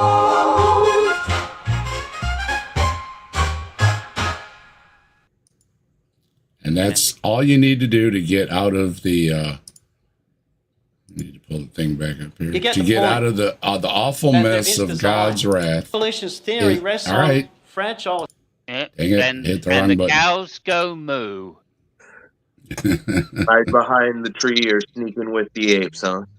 Yeah, we're gonna skip over to the end here because he's got some good stuff at the end here. Hey, hello, It would have Robin. been a Hi, nice touch Robin. on your AI video, Dave, if you had put the floating bodies of some unalived sinners. You know, I water, tried. some other stuff, some clumps tried- of life and stuff. I tried adding some stuff, but with the motion of the boat and everything, it got really hard to position stuff. So Ken Ham was it. That chef kiss. I And of think course, some of- Austin was at the ARC protest. I met Austin there. So was Robin. So was Ember. Seth was in here earlier. Seth was there. A lot of great folks were at the ARC protest where we in person protested the Magic Zoo boat. It was a lot one of of the- fun. One of the things I was going to say to you there, Austin, was they're just really mad, right? That the biblical version of cosmology, right, is so far wrong, right? It's not just evolution that they're mad at. They're mad at Copernicus. They're mad at Galileo. They're mad at all of the scientific progress that's been made in the last 2,000 years, because it just shows that their book has very, if nothing, correct. Every about time it. it pronounces on something which isn't mythological or supernatural, it's wrong. That's Johnny's dropping in the chat on Mike's stream. Hi Johnny, how you doing? Evil Bible God is thankfully imaginary.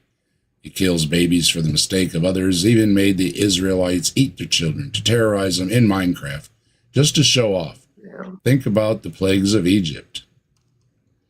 Yeah, and Robin and Johnny and I think I saw somebody else. Whoever it is, hello. Ted. Yeah, hi Ted. How you doing? Lots of folks in the chat. Lots of emojis. Lots of conversations going on. Thank you very much, everybody in the chat. Go ahead, Simos. Yeah, thanks. So just to finish up that point, and that's why when he had those pictures up there, the 1891 picture of the tree deposits, and then also the Ptolemaic version, right, of the solar system, right, with its round circles everywhere, perfect circles, because it's a perfect God, of course. And it's like, well, here we are 300 years after Newton, and they still don't understand what calculus is. And then the other point I just want to make quickly is it says, be ready always to give an answer to every man that asks Keith you a reason. I don't know who Keith is. So there we go. I was going to say that as a part of my project that I was doing, the thing I named my channel after, I went and I joined like every single young earth creationism versus evolution, etc. group on Facebook, and almost all of them had a flat earth, a biblical cosmology group in their recommendations, and the memberships, the overlap, the Venn diagram there is virtually a circle. Religiflurfs and young earth creationists are the same group. They're all people that are denying virtually the entire body of scientific knowledge to preserve a really wooden, literal, and I'll just say it's stupid. It's a stupid exegesis of the Bible. I mean, Kent Hovind calls evolution stupid all the time. So, I mean, it's only fair that I call his exegesis of the Bible stupid at least once or twice, although technically I just did it 3 times, but still, a drop in the bucket compared to the number of times he's called the actual one of the best models in science stupid. But I do think this is stupid. Hold on, we just got a new subscriber. Nito just subscribed to the channel. Welcome, Nito. Let's go. Let's rock with the fire in our veins. Rock on to the skies, till the thunder and rain. All hail Bigfoot, the legend, the king. He walks among shadows, the wild spirits sing.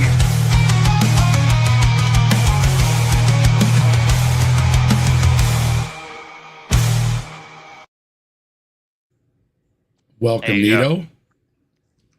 And go ahead, Austin. No, I was just going to say that it's especially frustrating because I think that this problem is way more easily solved than the way they solve it, which again is to deny virtually the entire body of scientific knowledge. The way you could solve it is you could just say the Bible it's allowed to use hyperbole and symbolism in whatever measure it wants. And that totally fixes any issue that you have with interpreting the Bible, but they do not do that. And I I love have that. my theories about it, but they're not very generous. In some ways, I love that because they also, at the same breath, have to deny that Catholics are Christians. Yeah, they do that a lot. We've got Ted. Ted wants to know. Ted wants to know. And Freemasons, they never stop freaking talking about them. It's weird. Ted Yeah, wants to know how many of us think the Jesus story is true or historical in any way. They think Jesus never existed. However, many scholars say he did exist and was just some guy who got crucified. I will grant somebody existed that the Jesus story is based on. If it was a real person or not, I'm not really sure, but I think martyrs do make a good story. So, chat, do you think Jesus existed? Yes or no? I have a long, annoying, pedantic answer to this question, so I'll let other people go first. Okay, I've got a quick answer to it. When I was a kid, I had a Jesus toy, like an action man, Jesus, and it came with real holes in the wrists, so you could nail it to a piece of wood. Creepy. Defense Yeah, of the totally. truth. We've got an answer. Sorry. We've got a defense of the truth You- that we can give to people. Before you go, because this guy's got nothing. Good morning, Mark. Did you want to just say the real answer? My answer to the question, okay, I think to answer that question well, you have to ask the best version of it, which the best version isn't whether or not Jesus was real or not. I think you need to take into account historical context and historiological source methods. So the question isn't, are there sources out there that say, well, there was this Jesus guy? There are sources out there that say there was a Spider-Man guy named Peter Parker who lived in New York, and 1,000 years, 100 million, whatever years from now, they might think that that's actually a real dude, you know, a mythical figure who ends up being historicized. There's many examples of things like that. Like one of my favorite is Paul Bunyan. And that's one of my favorites because you do still hear some Americans saying things like, oh, my grandpappy wrestled Paul Bunyan, not knowing that Paul Bunyan is not a real figure. He's a historical figure, it's a mythical figure that's been historicized. So sometimes the argument is that Jesus is a historical figure that's been mythicized. I don't think that is the case. I think he is a mythical figure that's been historicized. But I'm not like Gnostic about it. I think maybe there could have been a Jesus guy. If there was, he wasn't even named Jesus. He didn't have any of the powers of Jesus in the Bible. He didn't do any of the things the Bible says Jesus did. Now, didn't rise again 3 days later, didn't cause supernatural darkness, doesn't cause earthquakes and whatnot. So it's kind of like saying, oh, yes, there was a guy named Peter Parker who lived in New York, but he couldn't climb walls, he couldn't sling webs, he wasn't called Spider-Man. It will, like, if you didn't get any of the details right, it doesn't even matter if he was historical. So that's partly why I'm a mythicist, and why even if I was a historicist, I would be an ambivalent, apathetic one who thinks the fact that he's historical doesn't really even matter because they got none of the details right. I've now got to just add slightly to that, right? Because actually my real opinion is slightly different, which is slightly the same but slightly different. So I think that the myth that arose is based upon a composite of historical people. Right? There are several people running around, and that to me explains why there's some serious contradictions. And I think the myth side of it is very much to do with the resurrection and the stuff that basically Paul wrote afterwards, which is about a made-up theological interpretation of other people's writings, and mainly Greek writings as well. Nothing to do with Jewish writing, it's mainly Greek writing. And one thing I can do that I think goes a step further is admit, I don't know for sure, I'm not 100%, but I'll tell you my sources that I've drawn on for this answer. There are people like Bart Ehrman and Richard Carrier, and there's like a dozen other names I can add to that list, but those two are two of the best. Yeah, I've kind of based it on. And I want to remind everyone, check the description while you're here. We've got everybody's links in the description. We'll put Austin in there too. Austin Sims is Austin's channel. And while you're down there, if you got it like that, please check out the GoFundMe for Ember. Help Ember out with her medical bills. There's also links for Bree, for my other channel, for Joe, for the video we're reviewing, All the good stuff is in the description. And while you're down there, please hit the like, the share, the subscribe, all that good stuff. Really appreciate it. And if you want to join in the emoji fun, you can join the channel and drop Bigfoot emojis, the toast. We've got all the best emojis here. How you doing, Wesley? Wesley's been getting around. I seen you on a couple channels last week. I think you were on with Lou and Taco too, or something like that. I know I saw you around. Ted appreciates the answers. Yeah, I think a lot of us kind of agree that it doesn't really matter, because when you add all the supernatural stuff to the Jesus story, that could be for anybody, right? And that's the big problem. I think we explained that when we had our theist guest on last week, Simos, that it's not so much that there was somebody walking around speaking out, maybe got in trouble with Rome, maybe said some good things about helping the poor, maybe said things about the class system. These are nothing new. They've been going on for a long time. They still go on today. There's still people that protest this and that and everything else. It's when you add the supernatural part to it. So, but I did want to mention, before I forget, there was numerous people that had birthdays this week.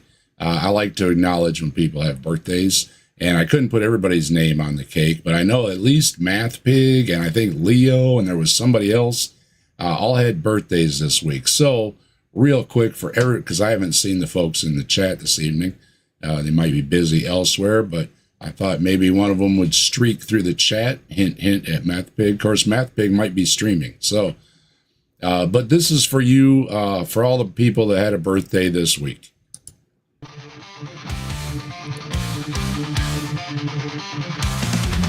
The candles flicker, the frost is sweet. Another year around, ain't that neat? Make a wish, let it fly. Feel the glow. Happy birthday, what will you do? Spin the world or just tie your shoe? Happy birthday to you.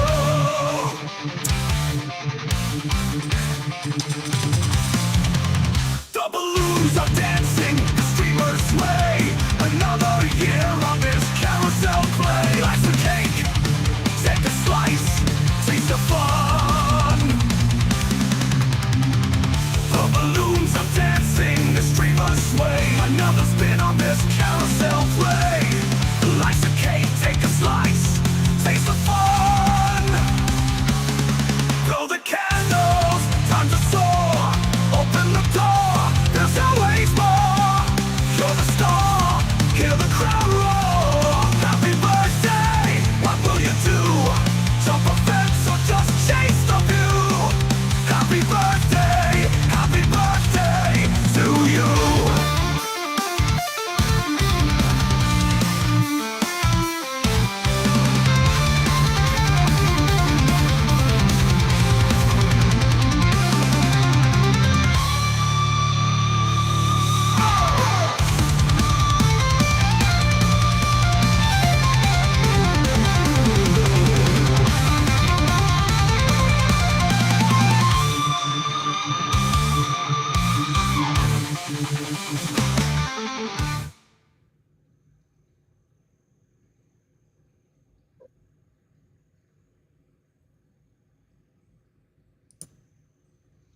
All right, that goes out to everybody, because there was a bunch of people, and I don't like to leave people out, and I didn't think it was fair to put somebody's name on the cake. So for everybody that had a birthday this week, and it is a great accomplishment, another trip around the sun. Whoops. Oh, wait, here we go. So we do like to wish everybody a happy birthday. And to all of you that had a birthday this week, happy birthday. I know there's a bunch coming up this month, so we'll probably have some more birthday songs coming up. And yeah, if you know somebody's birthday, you can always whisper it in my ear. And we'll make sure they get a birthday song.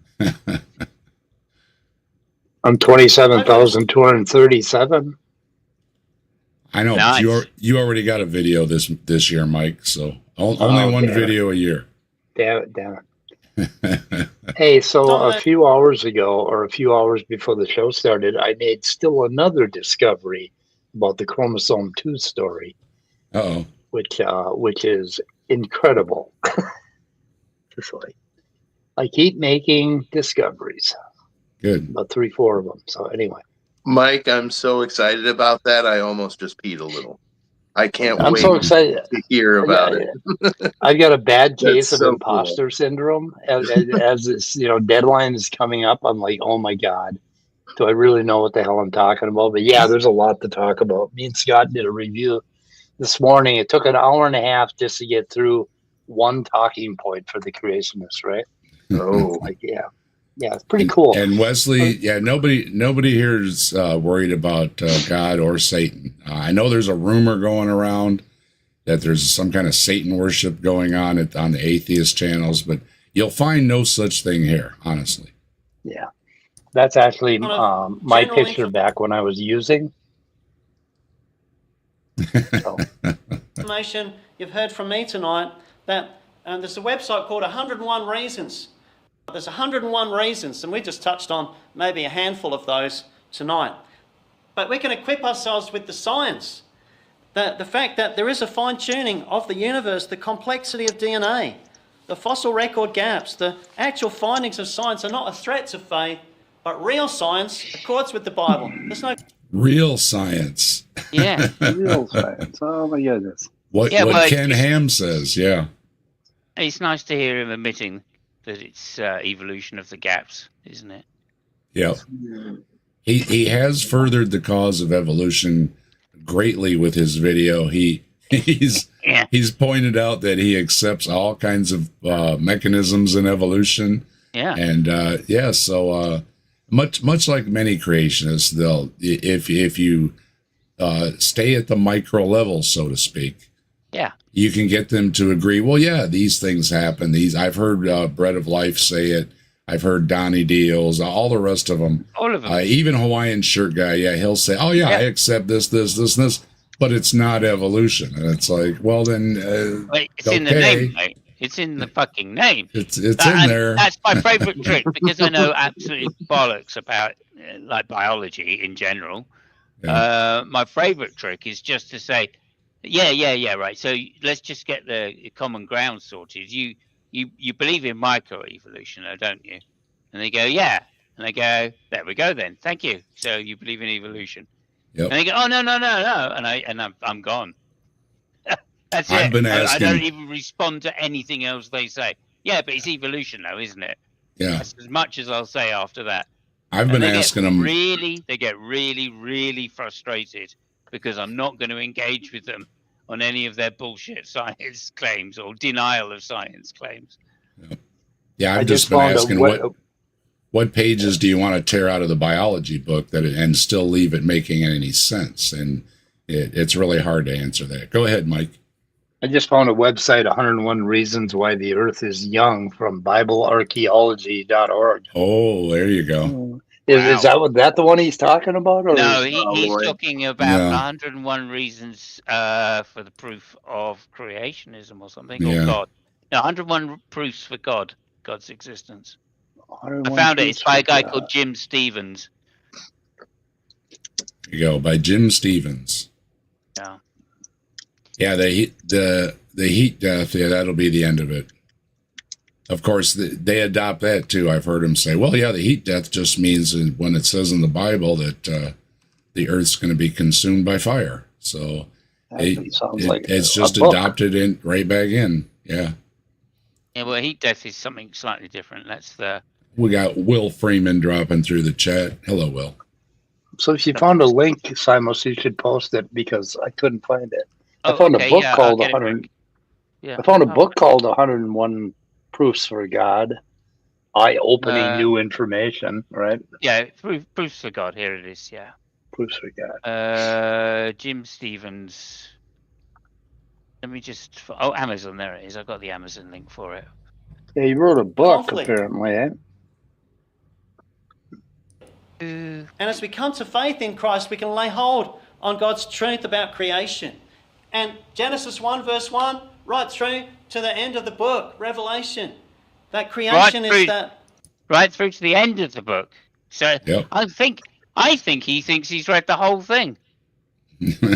So I gotta You think say, so? my favorite subject in school was science, and I don't recall us ever using the Bible as a study or textbook. We were mostly studying things like physics or chemistry, and the Bible is really off on a lot of those things. Like we were studying like astronomy and mathematics, and it's really off on both of those big Oh, time. you were brainwashed. Yeah, right. Yeah.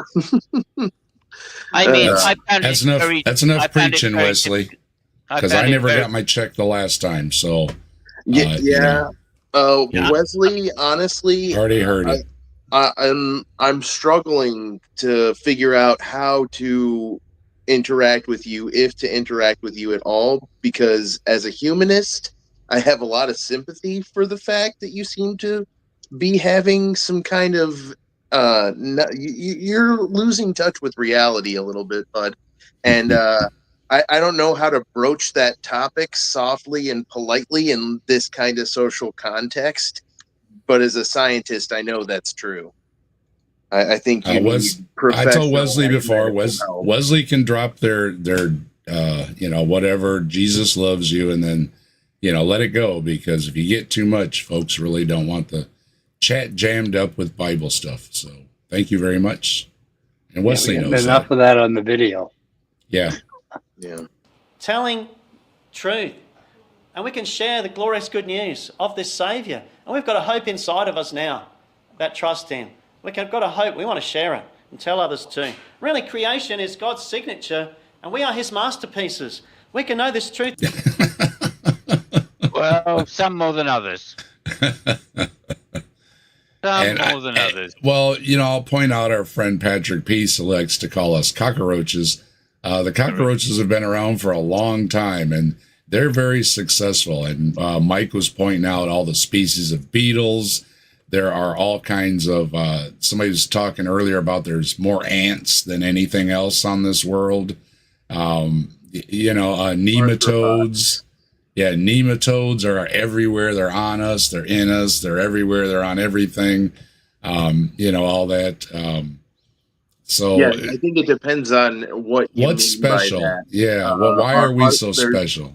There's Yeah. more arthropod species than any other species, and Yeah, within why aren't they special? arthropods, there's more insects, and then specifically beetles. So beetles would be the one type of organism on the planet that there are the most species of. So that's one that would be the correct answer. If you're going by biomass, for sure it's plants. Plants would be the most plentiful Yeah. species on the planet by biomass, and that's just a simple fact of ecology, because there's something called the loss in energy as energy is transferred up the trophic levels. You've got your primary producers that produce energy via sunlight powered photosynthesis. They're photosynthetic autotrophs. The whole planet would die without them, actually. They are what we get all of our energy from. But in each level between those photosynthetic autotrophs and us, the amount of energy that's available by consuming that organism is reduced by 90%. That's why, like, apex predators have to eat like their own body weight worth of meat several times a week to have enough energy to move and keep hunting for more food. I don't know what got me started on that tangent, but it was a fun one. Well, somebody just mentioned in the chat that Oh yeah, they're like half the species are beetles or whatever. Why aren't the Yes. beetles special? Right? I mean, obviously, a lot of work goes into the beetles. I mean, yeah. not counting John and Ringo and Paul but There's absolutely an argument that could be made that insects and plants are the two most important species on this planet, far and away over humans, because they are vital to the biomass that keeps fundamental systems on the planet working, like the oxygen system and the nitrogen system and the water system. humans aren't really that important to it. If humans vanished, actually things might just get better. Could be. And I wanted to mention, I'm putting it in the chat right now, and I'll also put Austin in there. Tomorrow night, I'm going to be on Skeptic Haven with Neil, the 604 Atheist. And here is the link. Oh, wait a minute. I got to drop this out first. Hold on. I'll get just a second. You make me big, Dave? Yeah, hold on. I want to be big. Okay, I'll get you big. There you go. Give me big. There you go. Here's a little treat for us. This is 101 reasons why God exists. One of them is hospice workers, fruit, sucking and breast milk. There's a big one. Jigsaw puzzles. Jigsaw puzzles? I haven't heard Jigsaw that one. puzzles.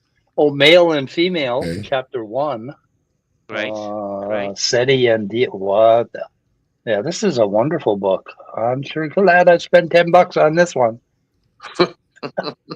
we should go over this whole. I would have what I like phenomenal time tearing into this list.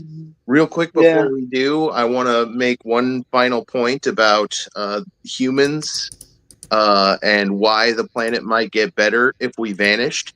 And that is that one of the things humans defy about biology is we seem to have thrown off the concept of a maximum population size.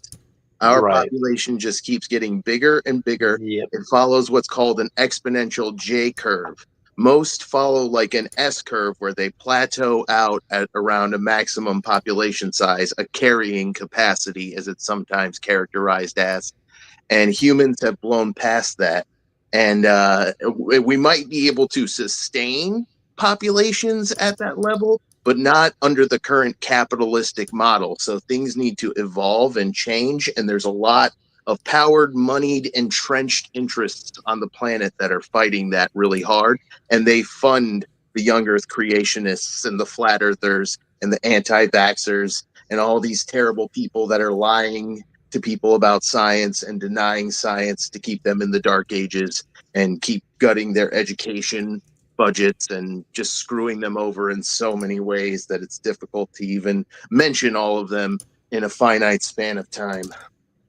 Right, yeah, my favorite reason why I want the humans to go extinct is because then there won't be any creationists. I just dropped in the chat the link for Skeptic Haven tomorrow, and I put it in the description. I also put Austin down there in the description while I was at it. So yeah, check out the description. Don't forget, drop by tomorrow about the same time. Yep, right about the same time as now. 24 hours, drop by Skeptic Haven. I'll be on with Neil, the 604 Atheist. And here is where's the thing at? While you're doing that, I'll just say one thing quickly, which is I looked up what else this guy has written, and he's written a book called How to Write Books and Make and publish them and make money from them. That was quite interesting. Amongst other books. There we go. It's not just that. That's me, and the real big guy behind me, that's Neil. And I'm going to be on there tomorrow. Take that off. Yeah, Dave. Congrats, man. Moving up.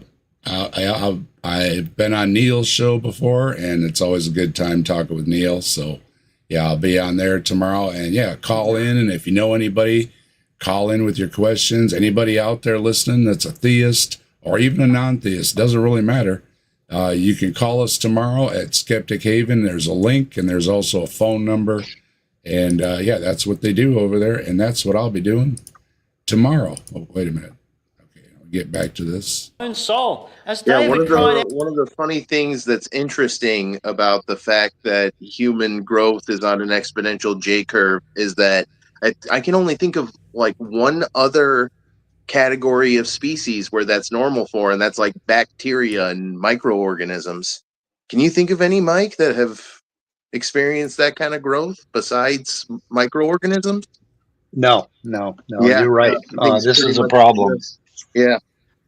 There was a study done by the UN on world population a few years back, and I think he came to the conclusion that the world population would keep growing till it got to about 13 million, and that was pretty much because of the land size and amount of area that we can possibly grow and sustain food, that it would start falling off then, or it would plateau to about 13 to 14 billion, and that was just manageable enough, provided we give up meat. That's one of the things when they bring up population growth, and certain groups especially are worried that certain other groups aren't having enough babies. But yeah, there is a thing of, the population's been ballooning, right? And I've heard the similar thing that there will be a leveling off.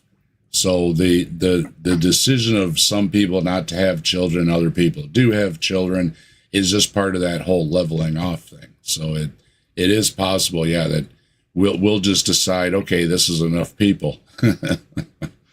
So, in the short of it. But yeah, I've heard that before about 13 billion. Yeah.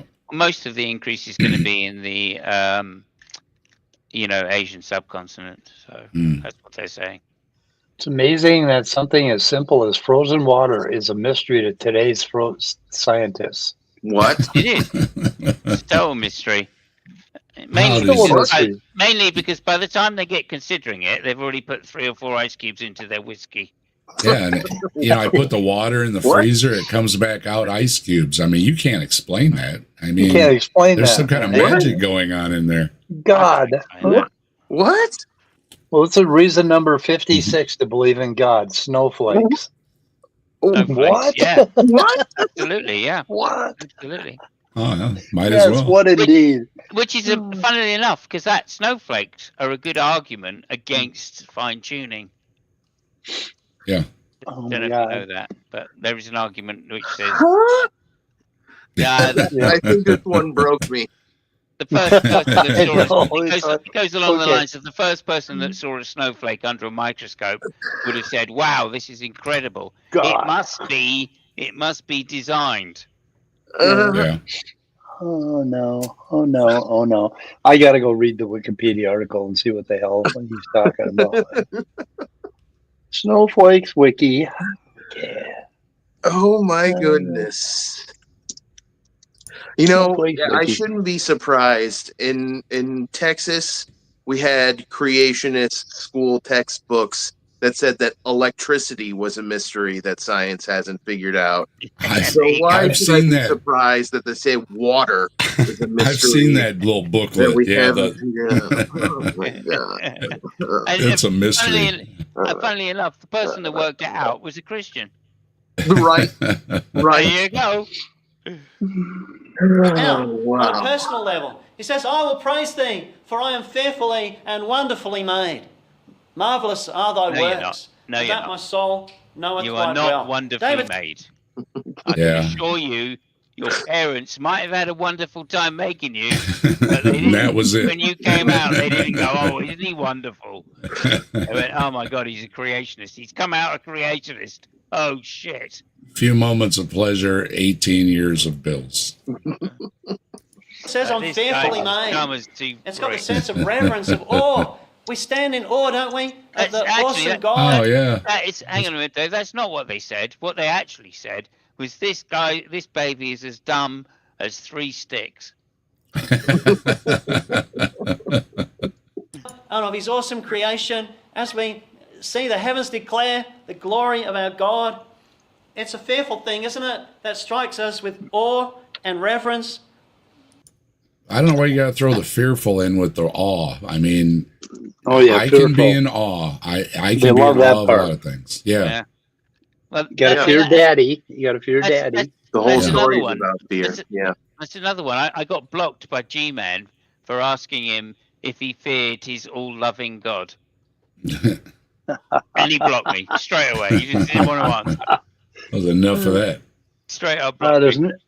there's nothing on the wiki about science not understanding snowflakes. I don't think. I can't find anything. Oh, you got that figured out too. Yeah, what is it we don't understand here? Water is very well understood. Well, he doesn't understand. So One hydrogen, two oxygen molecules. It's a polar element, so it's slightly charged. The molecules attract each other. They have surface tension. It freezes at 0 degrees Fahrenheit or Celsius, rather, boils at 100 degrees Celsius. Like, what is he talking about? We don't understand water. I think he's talking about complexity. My God. He's just talking about complexity, and complexity is something we ain't ever going to say that we figured it out because it's complex. Because No, look, he's but talking is it about in design. balance? He's talking about design. It clearly, right, is not some random shape. Therefore, it must be designed. And if it's designed, it must have a designer. This is what I mean. This is the stupidity of the argument, right? It's because, like, the guy, you can understand if the guy that first saw a snowflake under a microscope would go, wow, isn't this an amazing shape? This must be designed. Yeah, right? Yep. But now we know, right? It's not because it's been designed, because every snowflake has this kind of pattern. Yeah. Right? So there you go. All snowflakes have that kind of pattern. That's how snowflakes are made. And the older Right, I get, the so- less I like the snow. But you know, when it first snows, it is beautiful. You know, before it's touched by all the footprints and the shoveling and everything. You know, just that moment, right at the moment where that snow ends and everything's just got that nice little coating of snow and everything looks so nice. And then that's enough. It can go away. The point being is that if the guys that saw the first one would say, so what are the chances that the snowflake could have this kind of pattern? Right? Sure. It must be designed because it's so unlikely to have this kind of pattern. Must be 10 to the Right. 50 bazillionth power at least. Exactly. Yeah. And that's why Oh, it's an he's- argument. That's why it's an argument against fine tuning. Because of course, Let me quote Stephen. Hang on a minute. All that's being missed is the fact that the probability distribution of snowflakes having these patterns is 1. And that's it. All snowflakes It's 1. have these patterns. Yep. So it's not you could say it's a 50 trillion billizillion that it has that particular pattern, but that it has a pattern? No. That's just the laws of nature that decide that. So that's exactly hang on. And that's exactly the same argument against fine tuning. What is it the chances that that gravity would have this exact value?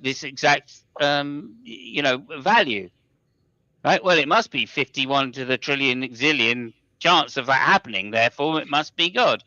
But no, gravity had to have a value. So whatever value it has it's literally 1. Right? You can't Yep. define what the Probability probability distribution. of something is without knowing the possibility space. Indeed. Well, yes, exactly. So what is the? Go ahead, Mike. You can make guesses as to what that is, right? That's fine. Nobody's disputing that. But the point is, you can't know that it's not anywhere between 0 and 1. You can't know what it is. So there is no fine tuning if that is the case that it is 1. Well, he explains now, his thinking here. He explains his thinking. If there was a creator of water, that intelligent being endowed it with the capability of making snowflakes long before we came along to look at and appreciate them. Long before, I thought it was only a day. I thought it was only a day or two. What do you mean? Yeah. Long before. Okay, if there was no creative intelligence, then it must all have come from nowhere. There it is. That's the straw. Oh my man. goodness, these guys. Tons of mice. And they write Tons books. of mice brought up the blizzard in 78. What I remember is my dad walked to the store because he had to get coffee, cigarettes, bread, and milk, because the town was shut down. It was shut down. You couldn't even drive. So, yeah, my dad bundled himself up and he said, I heard the food town is open. I'm headed over there. So off he went and he came back with some groceries. I remember that. All right, go ahead. Okay, when you look at something that has no value, it does not inspire you, like the snowflake. Think of a piece of junk. You don't feel inspirations Speak or for amazement. yourself. Who the hell is this dude? Maybe the I gotta figure snowflake out who thinks this the same thing about you. Did you ever stop? Who is this Well, we guy? were talking about Bigfoot and the sticks earlier, right? Maybe Bigfoot's just having a really good time putting all these sticks in the woods and having people following him around, Well, there goes a lot of modern art, by the way. If you think of a piece of junk, you don't feel any inspiration. Yeah. I hate to say, but quite a lot of artists get inspiration from junk. All right, this is your last chance, and we'll wrap things up because we're not going to keep Simos late because we wore him out last week. And of course, I say we did have a long stream last week, but partly because Deconverted Man joined us, and we had some fun with Deconverted Man here, as we always do. And we also had a theist on, and we had a nice conversation with a theist last week. So, we did run a little long, and then we got hooked on watching the end of the video. So that's not going to be a problem because we're at the end of the video. So we'll see what he's got to wrap up with. Unfortunately, Truth of Telios didn't come back this week, but I haven't seen him, no. if you happen to be out there again, you're more than welcome to come back. Yeah, they were a welcome guest, very civil, just asked some questions, and we threw some answers back and forth, nice little discussion. And sure, anybody's got something like that, you can always get a hold of any of us, and we'll be happy to talk with you. We can't keep Mike from making his important discoveries about the second chromosomal fusion that you have to regale me with at length at some point. Stand back because Mike's on it. So Jim Stevens is a pastor at some church. Him and his wife. Okay. Pioneered and pastored churches in the USA and served as missionaries to Jamaica and inner city London. How about that? Well, what? I'll have to missionaries to London? You said it was Jim Stevens? Yeah, Jim Stevens and his wife Jean. Okay. Yeah. I mean, I'll take a look around, see maybe they got a video somewhere. Yeah. Yeah, London desperately needs creationists, ministries, So I got a notepad help, because I have news for you, but the Church of England believes in evolution. Yeah. Yeah. Here he is, Oh, Jim Stevens. All right. Follow Jim on Facebook. Oh, I'm going to follow Jim on Facebook. Oh my God, it's Kingston. It's funny you say that, Simos. One time, a creationist said to me online that I need to go to my local Church of Jesus and that they would set me straight. And I did, and it turns out they all believed in evolution, and they had no idea what I was talking about when I told them that this lady told me that they would set me straight on creation versus evolution. They were like, "Yeah, we all accept that." Oops. Yeah. It was really funny. Just scroll down a little bit for me, please, and then hold it there so I can read where it is in London. In Camberwell, Finsbury Park, Ilford, East London. Bible Training Center? East London, yeah, just seeing where that is in Ghana. Right, okay, so East London, basically, all right, Camberwell. You could go knock on his door and ask him about snowflakes. I could, I could. Go see Beard Meats Food, too. You guys are all overseas over there. Don't you live next door to each other? It's Leeds. I mean, that's literally a bus ride away. No, he doesn't say he wrote a book though, so I'm not sure if entirely. I mean, it's a common name, so maybe I got the wrong guy here, but I don't think so. I don't know. I went to the author's page in Amazon, and there was about 30 books or 20 books or something. But is that him? Is it the same guy? That's all the same guy. Yeah. Some of them were coloring in books. Coloring books. Yeah, coloring in books. Okay. Where is he here? Some of them, as I say, was how to make money out of writing books. And 10 best tips on prayer. How to make money on the internet. Send me $99.95. Yeah, they're coloring in books. And I understand what he's talking about. Everybody loves a coloring in book. Take heart, believer. Tonight, believe. God Believe. created. Believe. Believe God created. Just believe in the evolution. Yeah, you go up at the end. Believe. And remember your Creator. And trust your life to your Creator. It says, remember now thy Creator in the days of thy youth.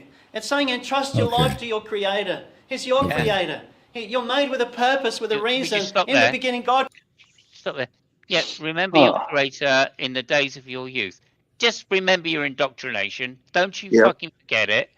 Yep. All right? Yeah. Otherwise, we won't get money from you, and your kids will not become Christians to give us more money. So this is what Brett says. This is what Sal says. This is what so many of them say. Katrina said it at the end of our debate, Dave. If you remember when I asked her what she does to identify and overcome bias in her own thinking, she says, well, I just think about what I believed about God when I was young, and I remember that's the truth, basically. Yeah. And this is that is their method. And it's like they Rebecca- can't see the glaring problem with it. Rebecca has said that she trusts her gut feeling over scientific facts. So it doesn't matter what the science says. It's what her tummy tells her that Yeah. really matters. Exactly. It's Well, like the you- The Jesuits. highly It's like- co-evolved bacteria in her digestive system Yeah. are like, leave us out of this, bitch. This is your like- problem. We're it's- fucking, we're evolving a shit down here. It's like the Jesuits say, give me the boy, give me the boy till 7 and I'll give you the man. Yeah. Yeah. Created the heavens and the earth, and he made you and me and all of mankind such that we can know him, that we can know the Creator personally.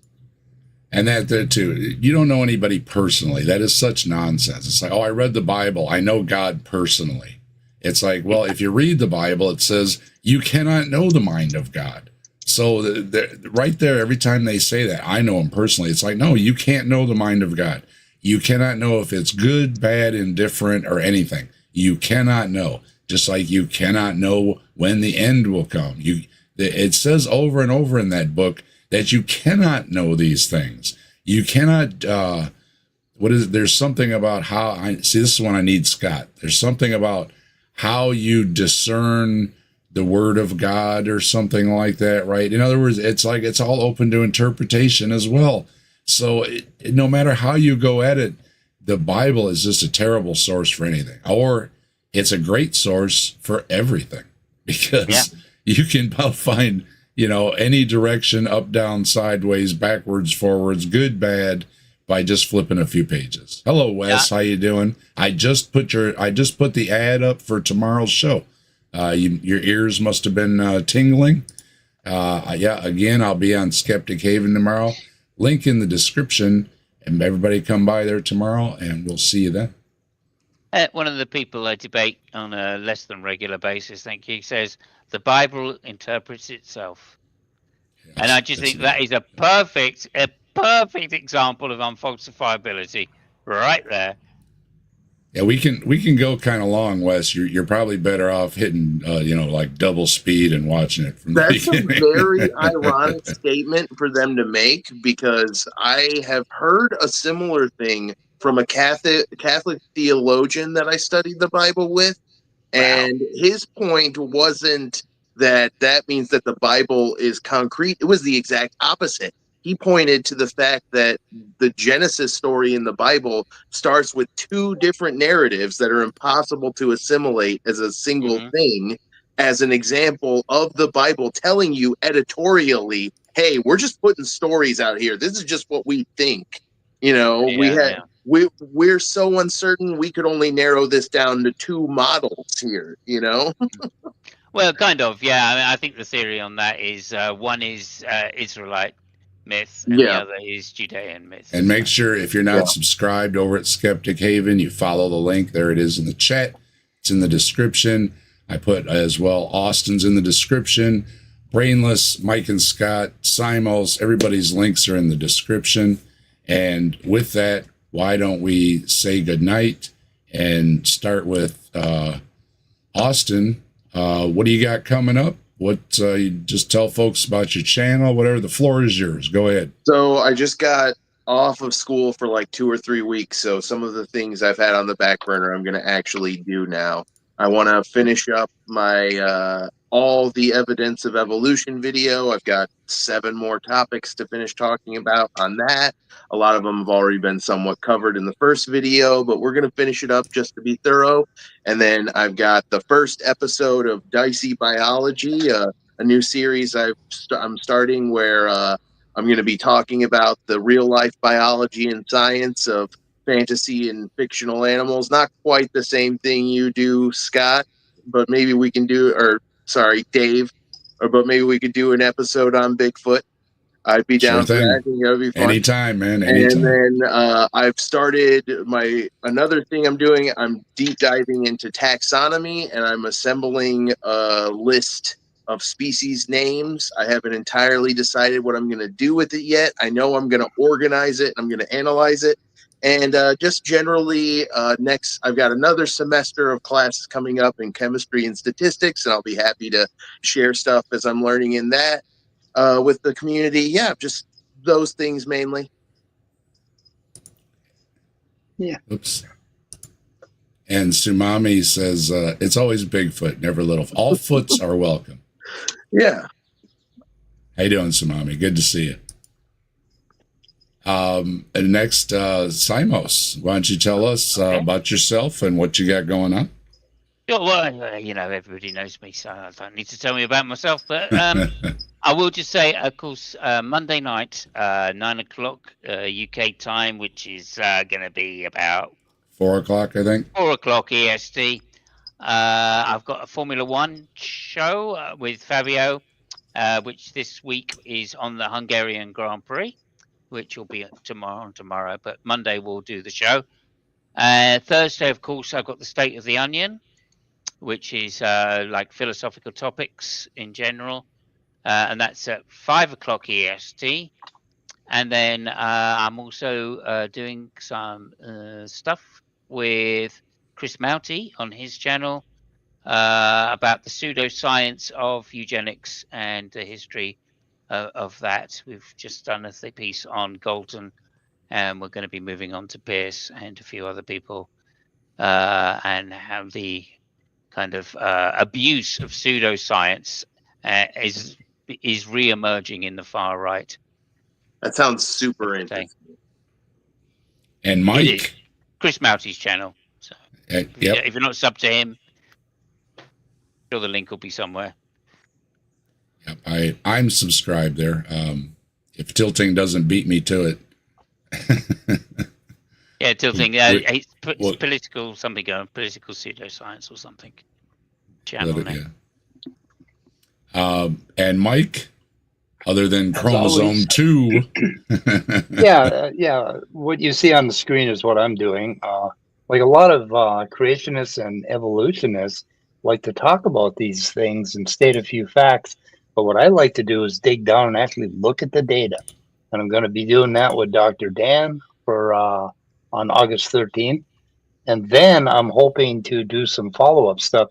Now, the interesting thing about it, if you don't care for the technical details, the interesting thing about it is that this shows you why people like Tompkins and Standing for Truth, Donnie Deals, Badinsky, why they are feeding you a bunch of bullshit and the way they do it, in the kind of rhetorical way, the rhetorical tricks that they use to almost get us to argue against our own position, which is kind of interesting.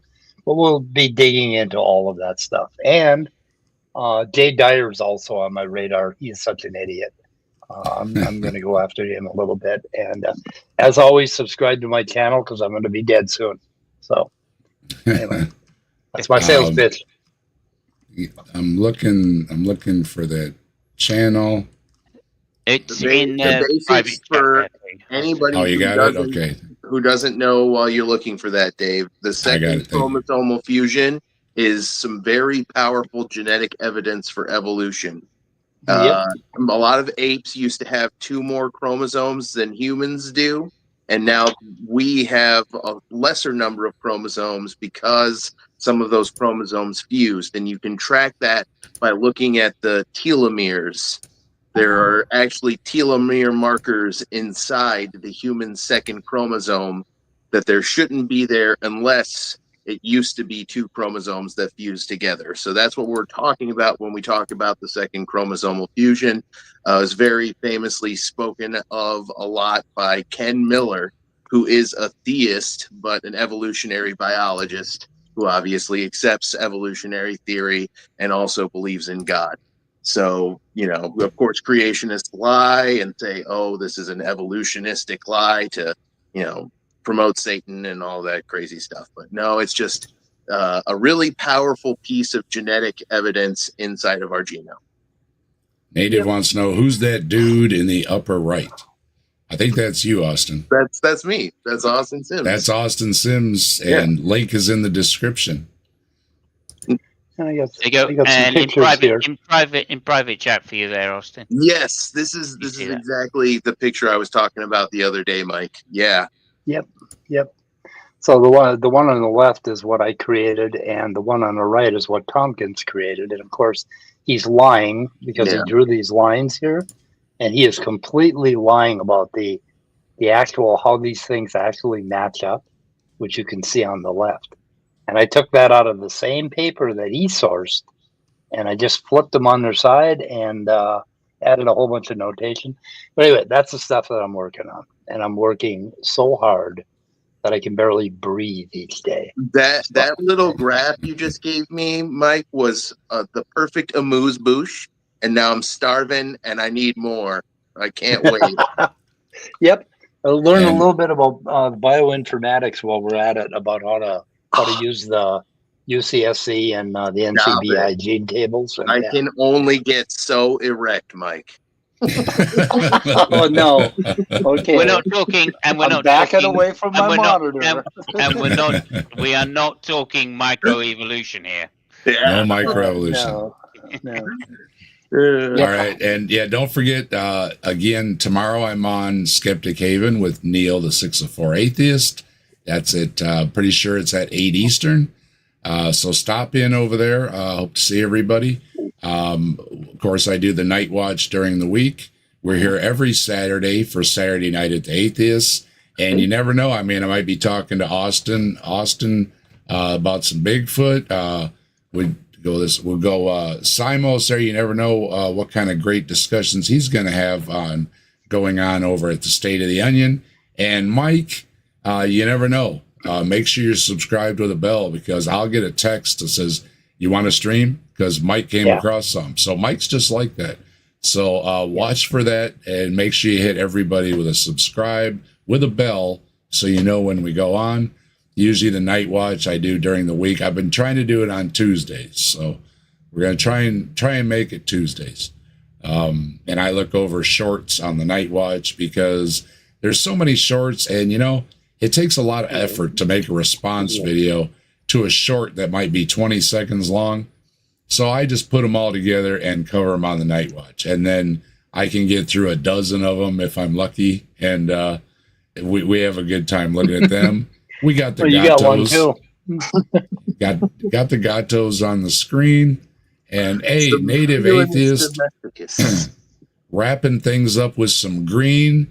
Native Atheist, thank you very much for the super sticker. And you know what that means? You rock, let's rock with the fire in our veins.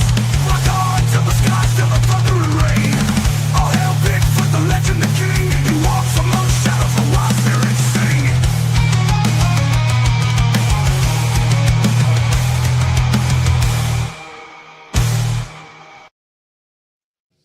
Native Atheist, you rock.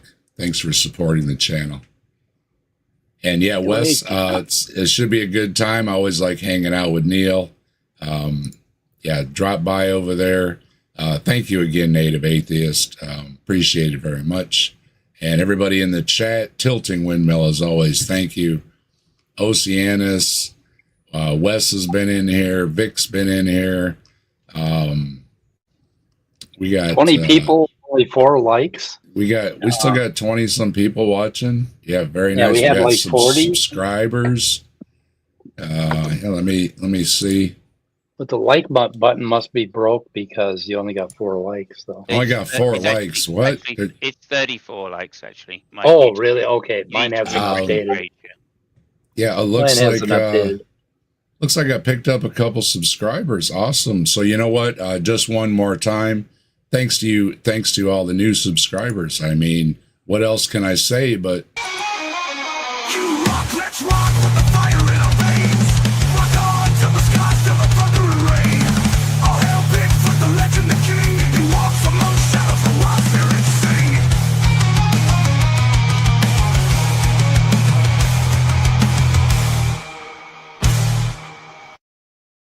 I picked up 2 subs too. How about that? picked Thank up you some guys, subs. whoever you are. Awesome. You rock too. Thank you very much. Oceanus and West says it's 32 and now it's 37. So thank you. Yeah, it goes a long way. If you haven't noticed recently, a lot of us have been pushing them likes. It does go a long way. And you know, if you watched any video, you know, whatever it might be, and you know, you watched it, you got a little enjoyment out of it, you got a laugh out of it, you learned something out of it, whatever. The least you can do is click that little like button, and it really does go a long way to help the channels. And we really appreciate it because it gets us up in that search, and then more people come across it and they see, hey, look at the good time they're having over there at Saturday Night at the Atheists. And then they come back again next week, and then we all have a good time together. So see, it's a win-win. I picked up a couple subs too. Is that one Good deal. Titan, Mike? What's that? Which one is that one? Is that one Titan or Titan's the gray No, one? Loki. This is Loki, the That's evil Loki. one. The evil Yeah. kitty is Loki the evil. So All right, and with Loki? that, thank you, everybody. Thank you, Loki. And yeah, I hope you all have a good one. And Okay. we're Good night. gonna fire up the outro here, and we will see you all next time. I'll see you guys later.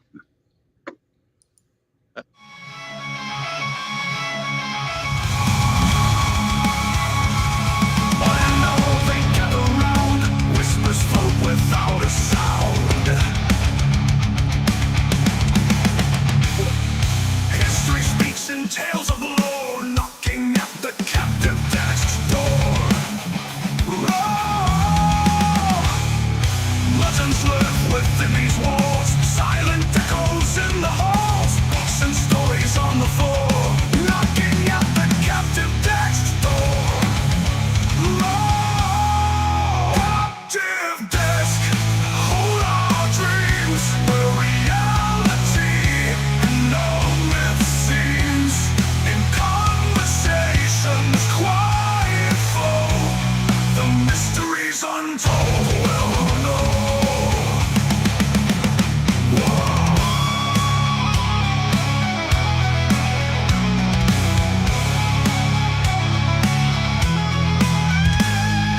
Legends live within these walls, silent echoes in the halls, books and stories on the floor, knocking